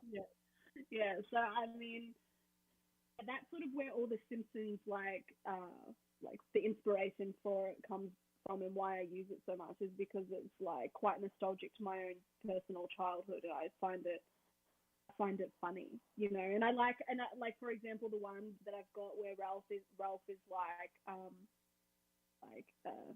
taking the communion cracker or whatever. Like I just found that funny to use in my sort of like to illustrate the message that I'm trying to do in my art, because it's like for me it's kind of like cheekily implying that like people that think that way is stupid. not without trying to sound as super insulting, but I think that some of the way that Christians carry on, especially Catholic Christians, I grew up going to a Catholic high school, so I feel like I can speak on the topic and just sort of what I experienced, the treatment I experienced from some people that proclaim to be like quote unquote Christians. You know, that piece that I did with Ralph is kind of like a fuck you, like, you know. Yeah. So exactly. That yeah was kind of condescending sounding after I said it. Yeah. But I was kind of leading into not trying to be condescending. Digging a hole here now. I was going to lead into so did going to a Christian high school kind of push you away from the church, if you will? Catholic high 100%. school? Yeah, 100%. It was like obviously like, you know, I grew up, things have changed a lot since I graduated in 2010, and so a lot has changed even just in the way that we deal with like issues regarding sexuality and stuff. Since then, it's gotten a lot more progressive, but at the time when I was in high school, like it, and I grew up in a country town, so not only being in a country town and then going to the Catholic high school, like to be openly gay and stuff, it was still very frowned upon, and I'm a gay person, so it was like difficult for me, I guess, sort of coming to terms with my own identity at that age because of how some people, you know, behave. Like I even had, you know, a parent of a friend from my high school say to me once, like, "Oh, you don't watch Ellen DeGeneres, do you?" And I was like, "Yeah, why?" And she was like, "Oh, you'll turn gay if you watch her." Like literally, I'm not lying. That is what someone said to me in my youth. Wow. And it's just like, this is the sort of shit, like the way that some people think, and like that sort of underlying homophobia that the church has read into the world, and like that it's hatred that they're projecting into the world, that they're the ones that walk around on their moral high horse all the time, and that's why I, you know, use a lot of those references in my work. I always found them to be the most hypocritical too. Just saying, from yeah, you know my exactly, and experience. it's in my work too is to call out the hypocrisy. It's just to call out the hypocrisy for what it is, because it's like if you want to be all moral and on your moral high ground and preach how virtuous you are, like look in the mirror, because what you're doing is not virtuous. There has been like it's not being, you know, I get very passionate about this topic because, you know, there's very real deaths that have occurred because of the teachings of the Catholic Church and the way that they've used that book and weaponized that book to rip people down. And it's no. Well, and you use the word deaths, but I'll throw in the word suicide as well in there. That's what I mean. That's what I mean. Like not only like actual deaths because of people going out and murdering people because of this book, but also suicides because of the question of identity that this book creates with people that are raised and born in these environments. Like, and so I like to think sometimes that's why the upside down cross is such a huge feature in my work, because I know that we're a God-loving Christian. They're going to see that straight away, and they're going to be like, ooh, like they're going to be like triggered by it. So they're going to sort of look deeper, and then, you know, as they're doing that, it's like a lot of my work is like, like a middle finger as they're doing it. Because it's just to call the hypocrisy out. Like I want to make people that are trying to rip other people down in the name of Christ, I want to make them feel stupid, because they're going against every teaching that if Christ existed, everything that they're teaching is against what Christ wanted anyway. If they were to open their book and actually read it, they don't. They just want to. Yeah, I don't know. I get really triggered by the discussion because it makes me so angry, the injustice that the Catholic Church has brought to a lot of people. It should be love thy brother and thy sister, and it shouldn't be love thy brother and thy sister, but not you. Oh, and not you. Oh, and not you. Exactly. Right? Yeah. No. Because I agree. I agree. The whole built on the premise of control, you know, and that is crumbling now. Like you can see it, it's crumbling. I honestly feel like in the next like 50 years, like there's not going to be a need for religion. Like there was a need for this shit like back in the day when people were, you know, husbands were going off to war and like just living conditions were different. I just don't think there's necessarily like a huge need for it to be as prevalent in mainstream society as it once was. Not to say that people can't have their views and it still be a thing. Obviously, like I think people are entitled to respectfully worship how they wish to. But it's when you start ripping down other people in the name of that worship, that you need to be called out for what it is. Yep. And that's devilish behavior. It's like if they're preaching hell, they're preaching the devil, but they're doing the devil's work. And the fact that they can't see it is like, I'm just like, are you stupid? You know? Yeah, don't have sex while I molest 10-year-old boys. You don't have sex. I'm gonna molest these 10-year-old boys though. You look over here and over here. It's very man behind the curtain, yes. Yeah. It's not something we usually bring up or even talk about, you know, around here because we're very it's a very iffy topic, which is why I like to let the work speak for it. Like I don't like to go, and again, because I'm not here to create like a belittling debate and go in on people that hold these values like really close to their chest. It's not about that. It's about creating the conversation and highlighting the hypocrisy in a mature way so we can sort of transcend and move beyond it and stop demonizing people in the name of something that wouldn't want it to be that way. Very well said. Yeah. And the only thing, you know, we don't usually talk politics or religion or much of anything. Well, we talk about whatever the artist wants to talk about. But the one thing that we're all usually on the same playing field and the same level of is that we love everybody, right? It's just everybody's cool. If you're a fucking dick, you're a dick. It doesn't matter what religion you are, whether you're male, female, right? It just happens to be, in my experience, Yeah, that 9 times out of 10, the dicks that I've met have been Catholic or Christian. Yeah, so no, it's totally. Like, I'm sorry that the statistics Yeah, no, totally. It's you, you know. I'm sure most people in the world would go, well, most of the dicks that I've met have been Americans. No, just kidding, Willie. Kidding, Willie. Oh no, I hear that a lot actually. That's why we act Canadian when we go into other countries. Actually, no, I'm Canadian, eh? And then we go to America and they're like, you're fucking Canadian. We fucking hate you. We hate you assholes. Goddamn Canadians. Nobody ever says they hate an Australian. Ever. I'm just jealous of the mad hockey skills.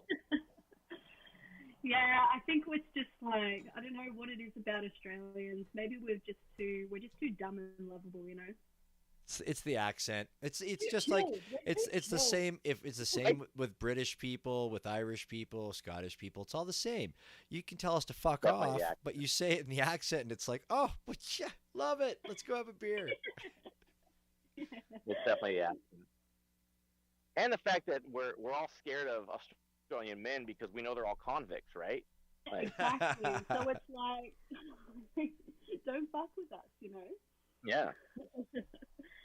For those that don't know, Australia was created because the English sent all their convicts, all their lower class people, actually not lower class, like convicts, to Australia, and that's where they kept them. It was a giant prison, much like Alcatraz.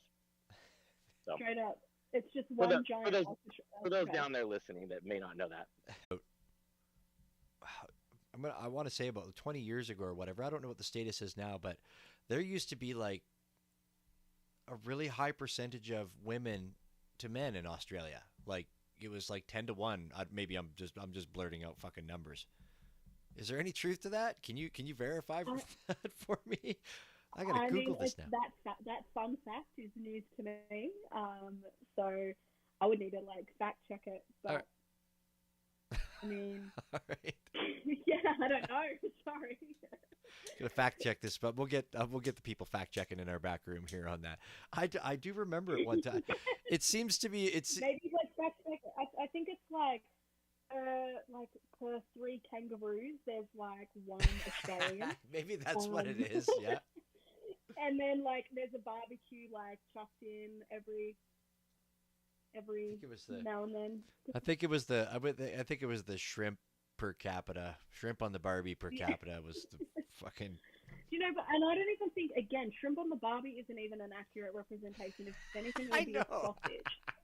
That was a Paul. That was a Paul Hogan thing, right? And because we don't even really call them shrimp, we call them prawns. So. All right. Again, written by an American, clearly. Yep. Exactly. But Australia doesn't even exist. Have you heard that conspiracy theory? Well, you can't because the world's flat and you would be on the bottom. You'd fall off. I was going to say, are these some flat earthers, right? It's got to be a flat earther thing, right? So Australia doesn't even exist. So I'm actually talking to you from a different dimension. I know, but we know Is it at least New Zealand, though? Because, I love their accent, too. It's kind of the same. What? I was gonna say, are you from New Zealand? Are you like in New Zealand then? Because I love their accent too. Oh, don't insult her, Jesus. No, I mean I love the Kiwis. I love New Zealand. Like all of the companies that I've worked at actually, like they've been like Australian and New Zealand based countries. So I've always worked very closely with New Zealanders, and they are lovely, a lovely population. Very, very cool people. We've ran into this before, and what I want to say is that. So, you guys always say that. Kiwis say that about Australians. Aussies say that about Kiwis. And then yet, if you fucking say to a Kiwi, hey, you're Australian, I can tell by your accent, they get so pissed off. Well, I think I think I also, like, a Kiwi and an Australian accent are very different. Like, Kiwis say, like, 66. Like, this is how Kiwis talk, like, they talk like this.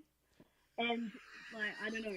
I just think that, like, I don't think that we sound the same either. So I see why, like, Kiwis are like, no. But I think also, don't you think at the end of the day, though, every country wants to maintain their autonomy. Like, it's like Canadians get funny whenever Canadians are called American, which I've done to so many Canadians. I'm like, oh, you're from America. Like, I hear the accent, and they're like, no, I'm from Canada. It was probably some asshole American that moved to Canada and then said, "No, I'm from Canada, though." No, some of Eastern shitbag New Yorker, like Toronto. Like if you're from Ontario and Eastern Canada, some of they're right on the border, so they're like, the places that are like right next to like where Detroit is and across the river and shit like that. They're just... Oh, let's not even get into the French Canadians though. Butternut might be listening. Let's just shh. No, but I always found.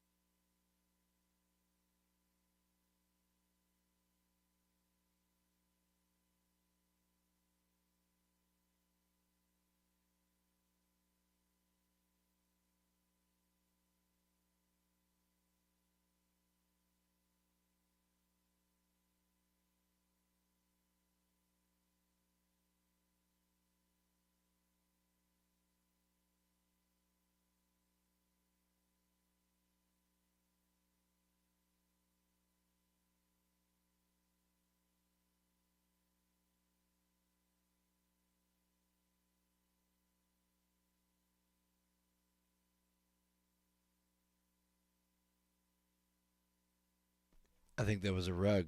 I think that was a genuine rug. It was on my end, though. I don't know what happened. And everybody disappears.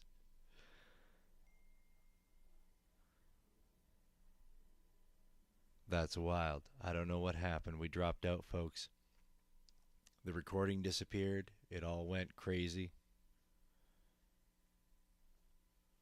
Not too sure what happened. See if we can get it back.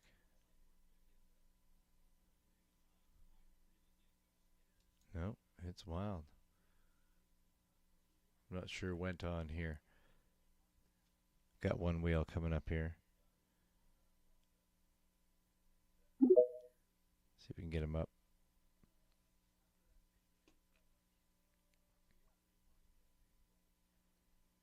One wheel. Can you hear me? Yeah, I'm back. Yeah, See, that was weird. It was kind of towards the end of the interview, anyways. But well, yeah, it just cut out.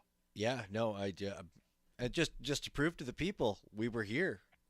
We had people drop out. Everybody dropped out, and I was just like, "Holy shit!" Because I was sitting on the couch listening, and I was like, "Oh my god, I got to run into the computer. What the fuck's going on?" Well, I didn't know if I didn't know if it was just my audio because my audio cut out in the beginning too. Like I couldn't hear anything, but you said everything was playing fine, and then I dropped Twitter, came back, and everything was fine. So I was like, well, did my audio just cut again? Like, what the hell just happened here? Yeah. So Well, it was wild. I don't know what happened, but I mean, hey, just to prove to the people, Willie and I were listening. We were here. We were just because our PFPs were here and we pre-recorded this. Wasn't like we were bullshitting. I will. yeah, that was one of the first ones I've actually listened back to fully. Oh, well, what did you? Anyways, just before we get into that, I just want to say thank you, MemCXI, for giving us your time and coming to join us. You're welcome to come up with us at any time. Right? Had to give it a little bit of an appropriate ending there. Yeah, she was a lot of fun. Yeah, so this She is was a lot of fun to talk to. yeah, she was it was wonderful. And never mind the Australian accent like we touched at the end near the end there. Right? It doesn't matter. She could have been telling us to fuck off, but as long as you're saying it with that Australian accent, well, let's go have a beer. Yeah, absolutely. Dude. So that's the first one you've ever listened to, hey? With yourself? Well, Really? all like, yeah, from beginning to end, really. I've gone back and like listened to parts and pieces and things here and there of interviews of something like I wanted to go back and re-listen to a little short segment or something, but I've never really listened to them back like you used to do with all of them. Yeah. This is actually I think this is the first one that I've listened to in full in a little bit. But I go through them here and there. I like it. Maybe it's unhealthy. Yeah, I just can't. I don't like hearing myself. So Nobody ever likes hearing themselves. Flat out. well, there's a few people I could think of that might. Okay, facts. We'll save that for the 1 year anniversary show. We'll make a list. Yeah. Yeah, no, that was fun. That was awesome. I really enjoyed actually listening back to it again. It brought back memories. And my dog loved me the whole time because I wasn't just sitting in here with headphones on, ignoring him for hours. So yeah, it was dope. I was trying to do some work. I was working still, like regular job stuff. Oh, I was not. It would have been hard for me because I'd have to be in the shop. It would have been loud. Well, yeah, there's that. That was awesome.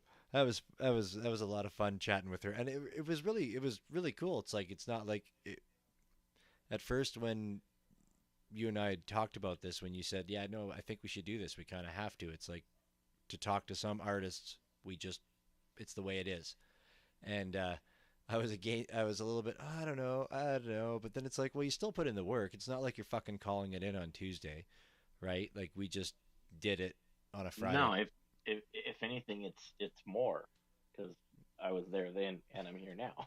Oh, there you go, double time. Well, we're So totally. double time. If we were paying Willie, we would definitely be double time and a half right now. That's Time- what I was going time to say. and a With half, the, time and a half, the sorry. pay's the same. Yeah. So I mean, you do get paid double time by time and a half. One and a half times zero is still zero. Facts. Times 8 right here. Times 8. 8x all night long. Sell. Bye. We are back live if anybody would like to come up and discuss anything with us. Yeah. Did you think that was just trash? I do. It's funny. Like I came in and I paused it. I paused it right where it cut out. And then I tried starting the recording again. I don't know. It was definitely on my end. It wasn't a Twitter thing, folks. I'll own this one, man. 100%. Did your computer go to sleep or something? Nope, Like, I'm nope. curious. I'm staring at it right now. It's still streaming out to YouTube. Yeah. It's still, yeah. No, I'm not sure. I don't know. I don't know if there's a caching thing with it. I mean, let's face the facts. Like I've been 2 hours and 26 minutes. That's a long time. Yeah, and when we kind of tested it, we didn't test 2 hours. We tested 20 minutes worth, right? Um. If that, maybe Yeah. 15 Well, minutes. yeah. Fair enough. Yeah. The Yeah, we just kind of tested the concept. well, definitely on YouTube. Yeah. I don't know. We'll figure it out. We'll get the No, I rest. mean when we tested like Yeah. playing back Yeah. through Twitter and all that. Like, I was already onto the next thought in my head. Sorry. yeah. But yes, no, you're very right. We only tested it shortly, and then no, I don't know what the problem is. I'll have to look into it and see what the fuck. There is there's a little notification on OBS Studio, but I don't see it anywhere here. We'll check it out later. Who cares? It was good. She did. Yeah, She stayed on for like another 20 minutes, as a matter of fact. Well, like 10 of that was just me and you bullshitting too. No, though. no, I accounted for that. Then there was 10 Okay. minutes after that of me and you bullshitting, which I would have cut off just so we could have just bullshitted like we're doing right now. So Okay. it's a win-win. We're bullshitting. And I fucking rearranged my. Yeah, we're way past. I can say fucking now. There was a point in time I made a time code. I wrote a time down in there where I said fuck. I'm not even kidding. I figured it was like about 6 times, and I was like, holy, I have to go back and check that out. That's one of those times where Willie would have been like, whoa, whoa, whoa. If it was in the first Yeah. 5 minutes, 15 minutes. 15 minutes, I think. All right, okay. I have to But get, better be safe. Better be safe if it's 15. yeah, sure. So 3 hours in, we're okay. Yeah. But yeah, I wrote that down because I got to go back and count. I was like, wow. So one of the last things you and I were talking about there was ratio of women to men. I'll show you. And so I looked that up just now, and it's about even. Is it? But the ratio of kangaroos to people is 2-to-1. So that is pretty funny. All right, so there you go. There was something to my theory, but I was a little skewed 2 ways. Yeah. Dude, that's awesome. Well, yeah, the kangaroos, they run that place. You don't fuck with kangaroos. They'll be outside the 7-Eleven. They don't want anything. They just want to beat you up. That sucks. Yeah, Totally. I wouldn't mess with a kangaroo. No. Not on my to-do list. I don't know what. My one buddy, he was like, he's a hunter. And he was like, oh, man, I don't know, like, whatever. I went for a walk one day, and I kind of ended up, like, in this industrial area. And he's like, there's a couple kangaroos just hanging out. And I'm like, the fact that he mentioned they were in an industrial area, I'm like, whoa. Are those, like, extra tough? Like, the ones that hang out in industrial areas? But he was like, yeah, no. He's like, I figured I could have goed one. You know, being a hunter macho type, but he didn't. He said because he didn't even have a knife. If he had a knife, he might have. Yeah, knife. If I had a knife, I would have. That's not a knife. This is a knife. Right? Once again, that's some of that American written stuff. Yeah. I will admit, though, during this space, I was paying attention during the replay. I was listening to it all over again and hanging out. I even threw some emojis up. Actually, I saw a few people threw some emojis up, so it was good. Like, people were listening. And, but it's like, I went and took a shower and I jumped into a house coat. Not that it matters, like, on any other space because nobody's here with me. Nobody knows. But, like, I, like, threw a house coat on after and I just, like, put my feet up. I was like, oh, I like this. Just relaxing, listening to a space, making sure it didn't cut out. Like it did, but...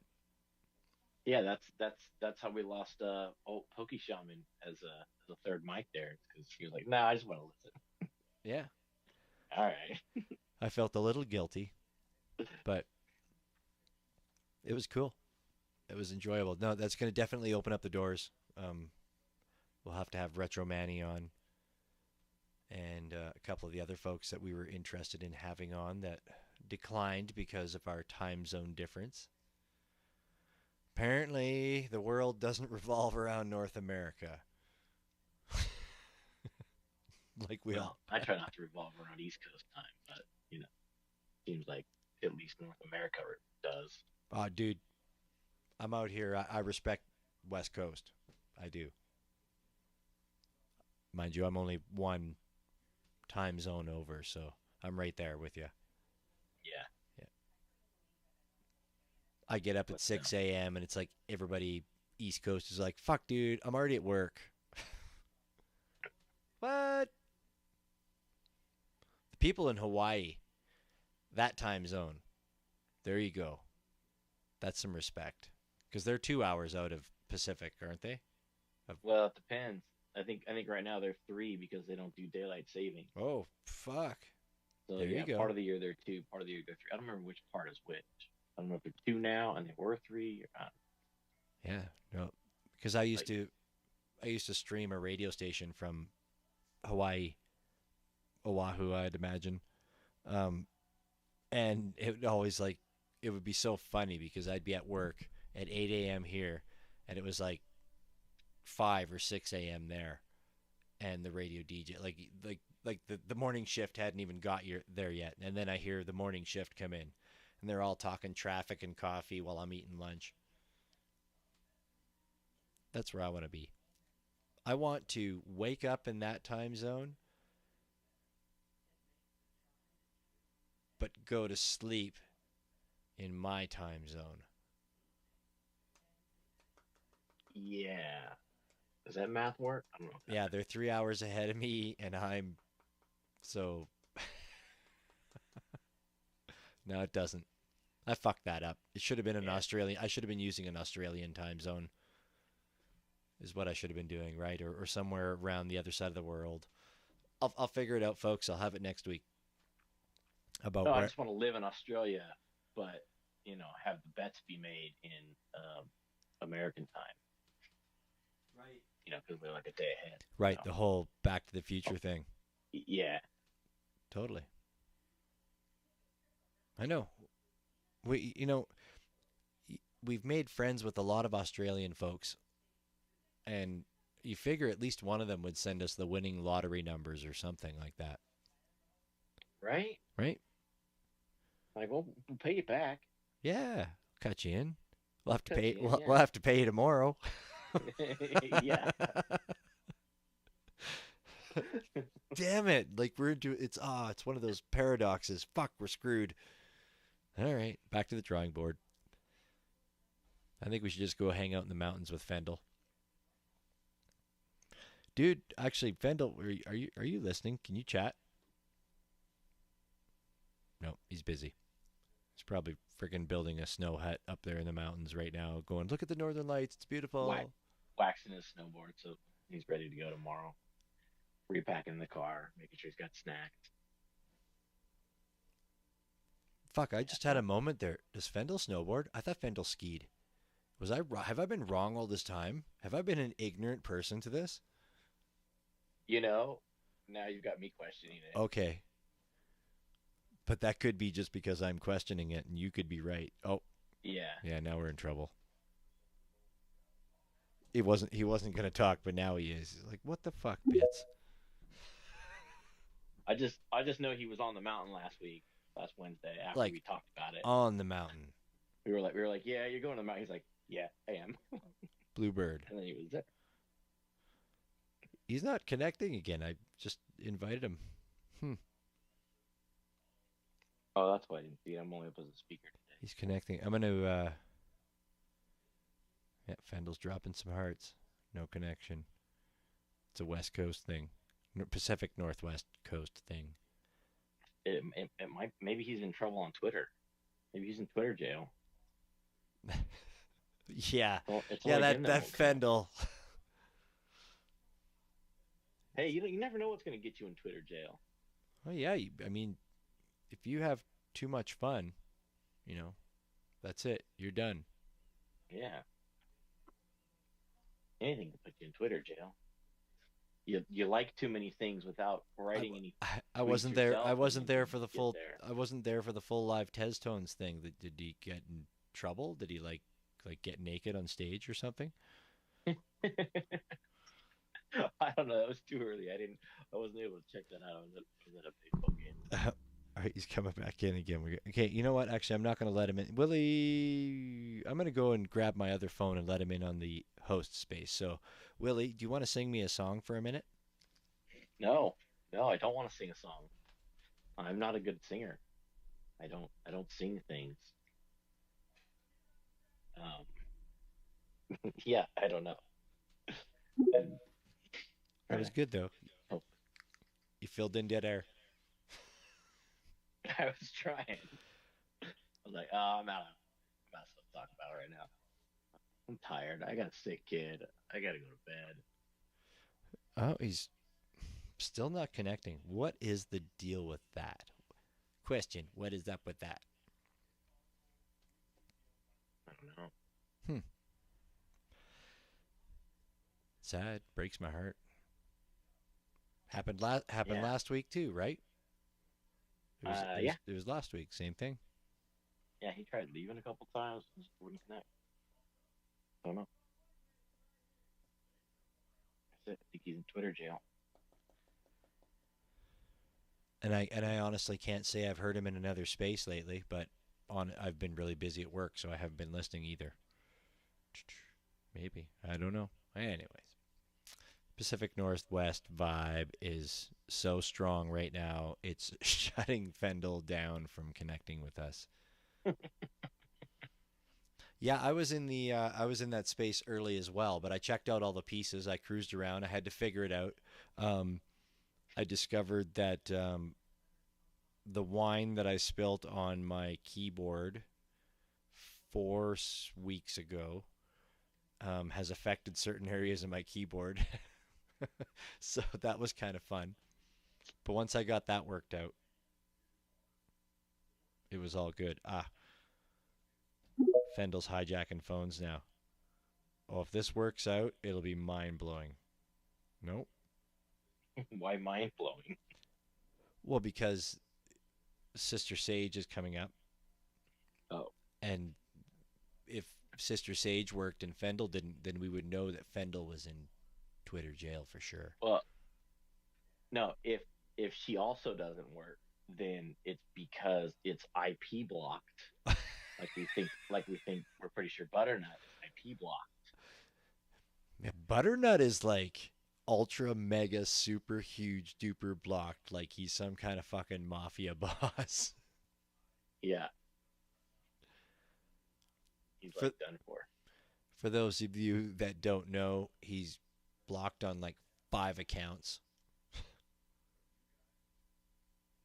Yeah, how you gonna get blocked on brand new accounts? Like I said, that's how you know it's IP based. Yeah. I think he did say that he tried to do it through a VPN one time though, and he's like even that shit got blocked. That's whacked. Well, that's it. I guess we can't. I don't know what's going on there. When nobody else is around to try. Innovative. The mayor. Daddy V. Damn. Well, it's just one of those nights again, I guess. Okay, well, next week, I think at the beginning of the space, if Fendel, if you can be in here, you need to be in here so that we can bring you up early, just because we want to try to see if it works. Because that's it, man. If we can't have Fendel in here, who's next? Yeah, do we have to create a new account if we can't have Fendel in here? Do we got to start all over? Start a new Fendel account? WX8BK Fendel? Yeah. Get double banned? Yeah, double banned. We'll call it Butterfendel. Butterfendel. Oh, yeah. Butternut would actually probably really appreciate that. Well, Christ. I need to, I think I'm going to find us a closing out song then. We can call it a night. Yeah. So, I got sick kids and stuff, so it's gonna be a long day. Maybe tomorrow. I went to work today. I've been having a really positive day, and this morning on my way to work, I'm like, yeah, no, whatever, traffic's not going to bug me. I'm good. And then I got to work, and within 20 minutes, I smashed my finger with a hammer. Oh, And when I say I smashed my finger with a hammer, it was a 3 pound hammer. It was a good solid hammer. And then right shortly after that, I tweaked my back just a little bit. Not enough to be horrible, but just enough to let you know every so often during the day, like, hey, how's that little tweak going in your back there? ouch. You do. I was like in the first 20 minutes, but no, I was like, nope, nope, not going to bring me down. I'm having a good fucking day. So I rocked it out. I'm rocking it. It's all good. A little bit of pain. A little bit of pain makes you live. It was a good day. We finished it off Again, good. this is where we would plug that sponsor if we had one. Which I think actually was what a lot of the last 20 minutes was about, if I remember Yes, right. we talked We were about talking about a specific sponsor for about 10, 15 minutes. Dynavap. See, I wasn't gonna name them, but Well, they're not a sponsor because though, so they're not a sponsor. they're no definitely not. No, that's all good. Yeah, and that's true. That's what it was. 100%. Well, definitely for sure. I have to again thank our guest artist, MemCXI. It was an amazing chat. I'm happy we finally got to learn how to say your name 2 different ways, that you accept 3 different ways, actually, if I remember correctly, too, because MemC was another one. MemC, MemCMXI. I got pasty mouth now. And also me 1111. That was the other way, the third way. Yes, that was. I was going over that in my head. I'm like, yeah. I was trying to think about it in my head too. I'm like, Yeah. Yeah, that's what happened. Well, we can listen to it Yeah. again if we want to. But yes, we definitely have to thank her again, and we're going to have her on again in the future. Check out her art. There's a few pins up at the top that lead you that way. You can also find her on Twitter. You can find us here on Twitter at WX8BK. We're here every Tuesday night, 9 p.m. Eastern, interviewing artists about the art and the journey that comes along with it. Myself, One Wheel Willie, our 1 million Shadow Band listeners will be here. We hope to see you again down the road. Next week is MVD. The following week after that is Hash Brown. So do come back and visit it with us again. Willie, good night to you, sir. Good night, Fendel. Good night, Sister Sage. Good night, Innovative. Good night, Daddy V. Good night, the Mayor. Thank you for popping in and joining us tonight. And we'll see you all next week. Take care of yourselves and take care of each other.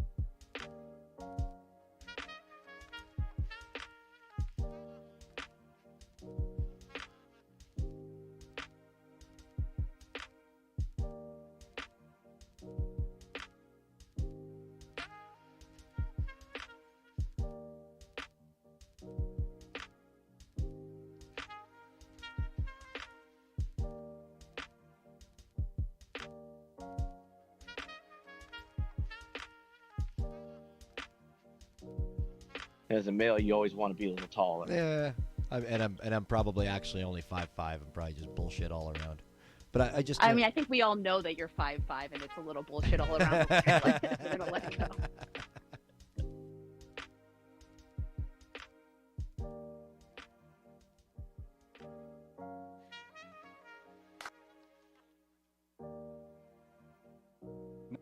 Not financial advice.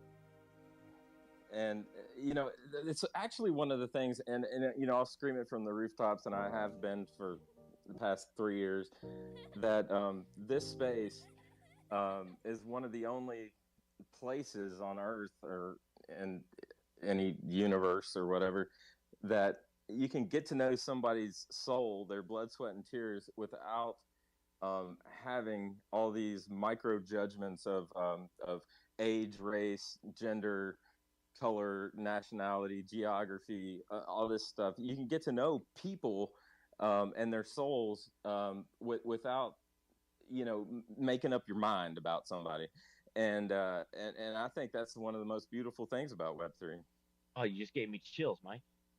Fuck yeah, Mike.